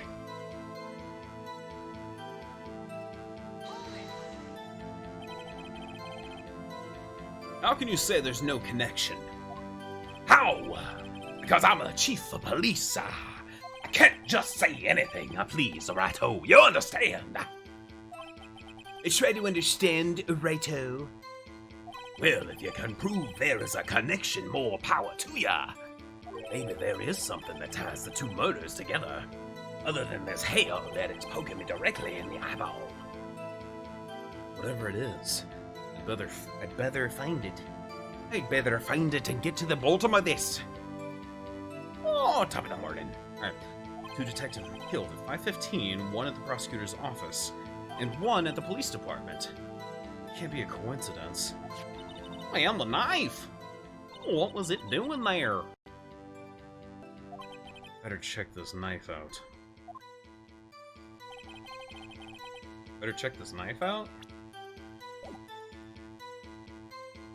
guess. We can go look at it again, even though we've looked at it several times and not been able to find anything new on it. Now we've got determination to find something on it, right? I've been super lurking, I was drawing and missed a lot. It's all good. Small tag, yeah, alright.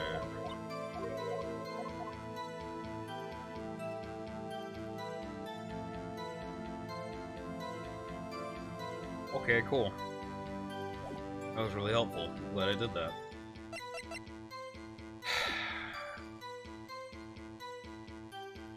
Oh, yeah, your net kept cutting out earlier, Merrick. No. Oh, no.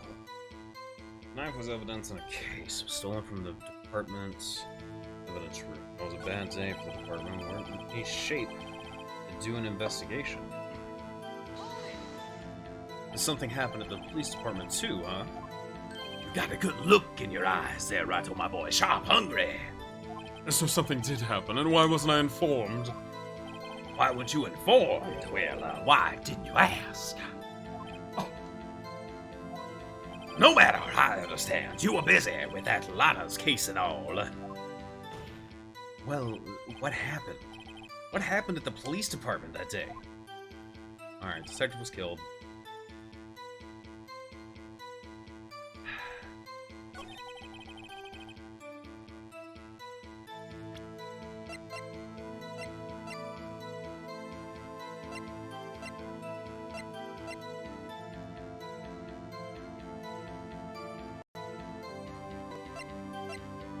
Like, Emma and her sister totally killed this guy, right? Like, they killed these two people. Like, they're the guilty ones, right? And that's what all I can think of is that, like, we have a phone call from Lana to Emma. It's like muffler after the murder happens. But that's only relying on the fact, on if Lana was actually there to say muffler, or if Star is making up this bit of information. I don't know. I'm overthinking stuff for sure. Getting too complicated with everything.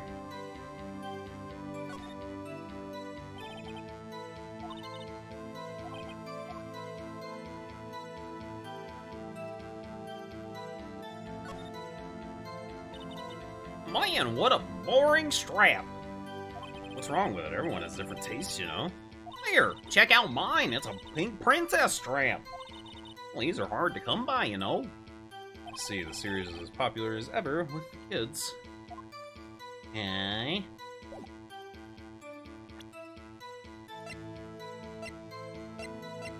Oh, Harley's buffering. Sorry. That sucks. Anybody got any ideas? Any clues? Anything? Something about the knife when he brings it up in his statement? I thought we pressed everything. Alright, we'll press it all again. Let's go back to the beginning. Hold it. So this knife was stolen, yes. It was on the murder day, it was the evidence, it was a murder weapon. Yeah, of course it was. Long solved murder case, and then it was found in the exhaust pipe. Hard to think there isn't a connection there. I know, but I don't know how. Hold it. Something happened in the police department too. He's like, yeah, of course it was, and why didn't you tell me? Well, you didn't ask. Okay, great. Detective was killed. On the same day that the detective was killed in the prosecutor's parking lot was another, yep, that's a fact, surprising, because the two murders happened at the same time. And the perpetrator, do you have a suspect? Well, there was a suspect, just arrested him in fact. Just arrested, that was quick, but he didn't mention who it was. Still a lot of unanswered question, maybe you could help with. Suppose I could help. Good one, the kid's sharp. Okay, here's the deal. I'll tell you one thing and one thing only. Oh, we can actually go back to this? Because he said he was only gonna tell us one thing. We can just, like, redo this? Alright, so tell me, where was the victim found?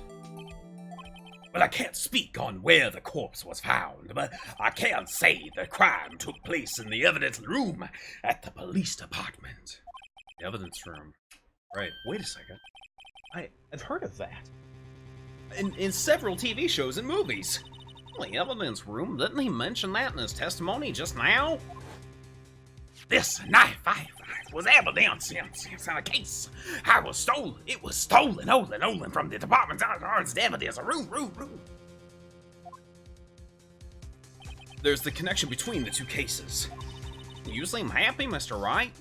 Happy. We just got handed our ticket to go to town on this case. Did we? I feel not that secure, but alright, with the link between the two cases established, we finally have some leverage. Now we can get Gant to testify about the details.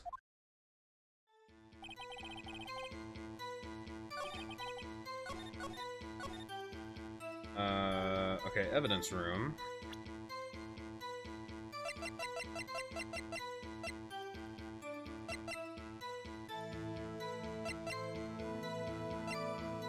What? I'm not, like, he seems so sure of himself, and I'm like, right, good for you, dude, take the wheel.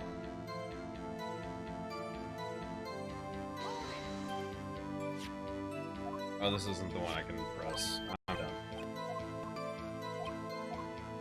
Yeah, I know.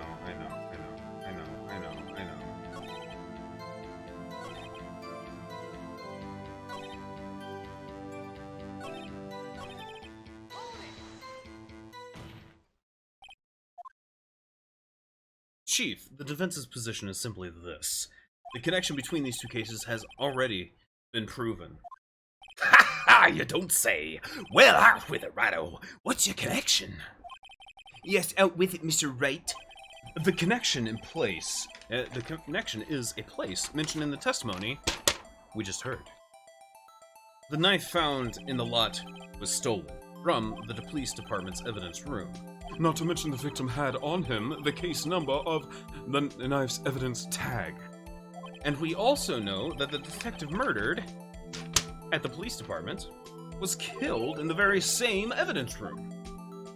Indeed, there do seem to be too many connections for it to be a coincidence. Great. Let's just stare at this guy for a little bit. You two make a good pair. It took my men 2 days to find out what you deduced right here. Chief, I request that you release your information on the victim at the police department. See, that's the tricky part. It hasn't been announced yet at all. To get the information unofficially?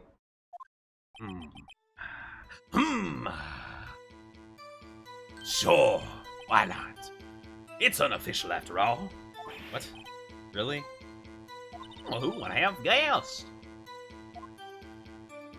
I'll cooperate, but I can't reveal the name of the victim at the department, okay? 2 detectives were killed at 5:15, one at the prosecutor's office, and one at the police department.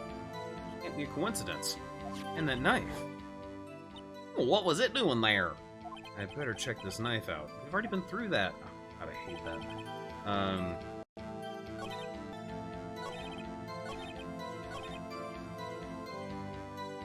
Okay, so I just keep pressing him on this point. If you're going to tell us a little, why not tell us everything? Ah, well, case information is sticky stuff. You have to do everything properly. Oh, well, I might as well try to get what I can out of it.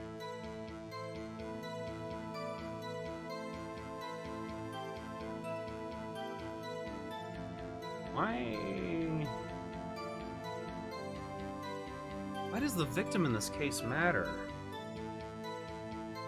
I mean, it's a weird coincidence, obviously. So the victim's ID number? Why would we care about an ID? I mean, we have this. We have another ID number to compare it to. Yeah, because maybe it matches, and they found this guy dead there, and the guy that's dead in the photo isn't actually the right guy? I don't know. Or he was killed and then moved, like I was saying the entire time. Okay, let's get the victim's ID number. Okay, how about you tell me the victim's ID number? Sure, why not? It's not like you'll be able to tell who it is from that. Of course not. You won't tell me their name, after all. We keep a tight lid on ID numbers, so don't go getting your hopes up. The number is 584 2189. Well, that's quite long. That was an ID number, but that was also my measurements. And we have to remember these. It drives me nuts. 8675309. 82. I can't do it. You didn't even get the first number right. Well, Mr. Wright, does this tell you anything? The ID number of the victim at the police department. This tells me something. Ba-da-da-ba-da-da-ba. Actually, it does, Your Honor. It does. I think. Meaning. It has to be what I think it is. Well, what does this mean? Well, let's hear what the defense has to say. You say the ID number of the detective who was murdered at the police department tells you something. What does it tell you? Shivity ding ding ding dong. Witness. Witness me! Oh, dot dot dot. Dot, dot, dot. What is this, Mr. Wright? Are you grinning like a schoolgirl on prom night? No, it's just I got confused. And this is news. No, Gumball didn't die, Kitty. Huh? Just come out with both guns blazing, like you always do. Police department. The prosecutor's office. 2 places, 2 detectives murdered at one time. Actually, I happen to have a police ID number here. Oh, is it yours? No, Your Honor, I'm a defense attorney, remember?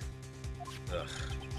This is the ID number of our victim, Detective Goodman. Shame on you, Righto. Personal IDs are top secret. Detective Goodman's ID number is 5842189.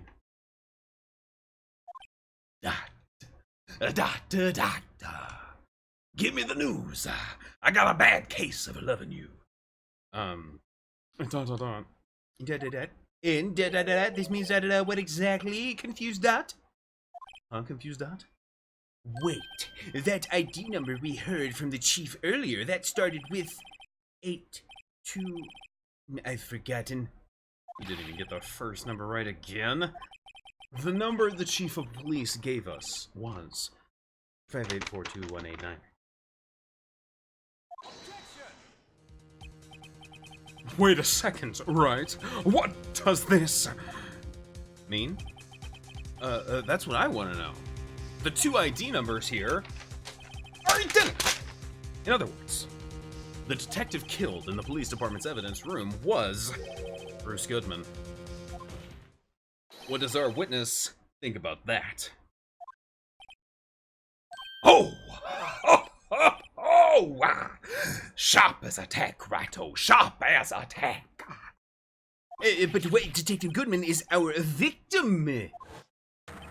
He was killed at 5:15 in the underground parking lot.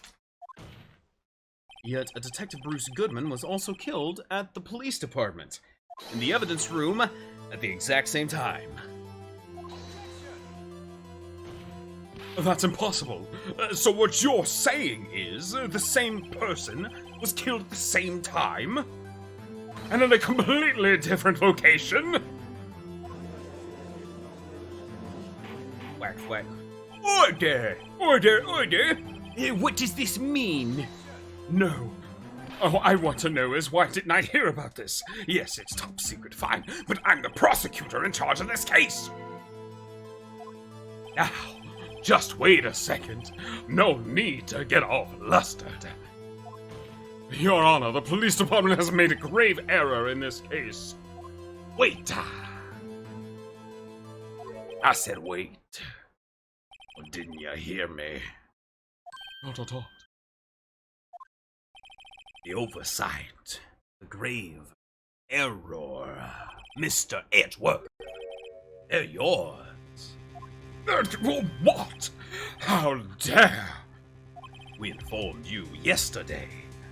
I believe it was our Officer Meekins who brought you the news. Officer Meekins. Mr. Wright, where have we heard that name before? Wait! Oh, ha!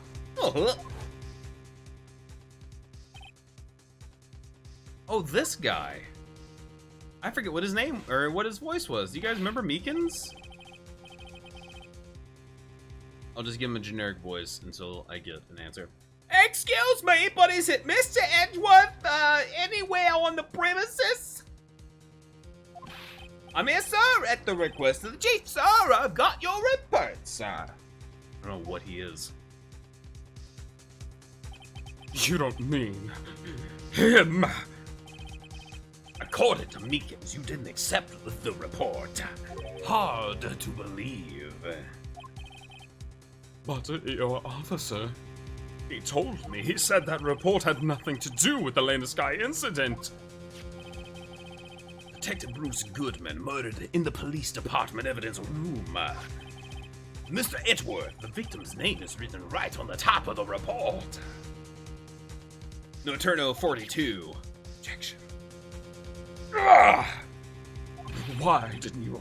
Officer, tell me. Honestly, I'm not sure if that officer was capable of making the connection. He did seem challenged. In any case, this is a serious error. A gross negligence of duty on your part, were there? But sir, you could have submitted that report this morning to the court as evidence. Then I.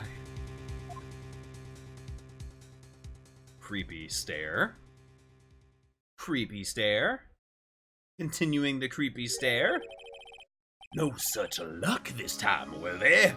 Or should I say, unworthy? What? Now, that was the second rule of evidence law, huh? Well, Mr. Wright? Huh? Well, it's, Rule number 2, unregistered evidence presented must be relevant to the case on trial. How is this rule irrelevant? Normally, you submit a list of evidence to be used in court before the trial. This report wasn't on that list.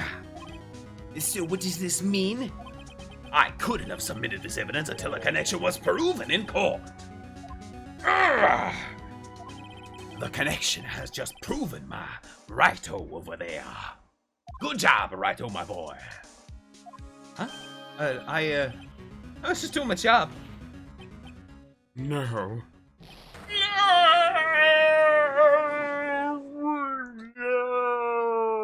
Alright, we'll go back to It seems we have come to the end of this trial. I know you're going through a tough time, Worthy, with all of these rumors. You were even in the defendant's chair just this past December. No Cherno followed. Welcome to the Granite Crew. Thank you so much for following. Enjoy the stream. I apologize for this terrible lack of due diligence on my part. Mr. Edgeworth? Please, just give me one day. I'll get to the bottom of what happened, if it's the last thing I do. You'd better get results this time, really. You have my profound apologies, sir. Poor Mr. Edgeworth. I don't think there's ever been an error this serious in the history of this court. I will grant one further day as the prosecution has requested. Will that be sufficient, Mr. Edgeworth? Yes, Your Honor, thank you. Whatever your punishment for this is, for your sake, I hope it's not decisive. Very well, court is adjourned.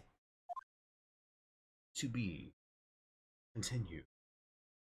Every time we come to the end of a trial, we open a whole nother 15 chapters.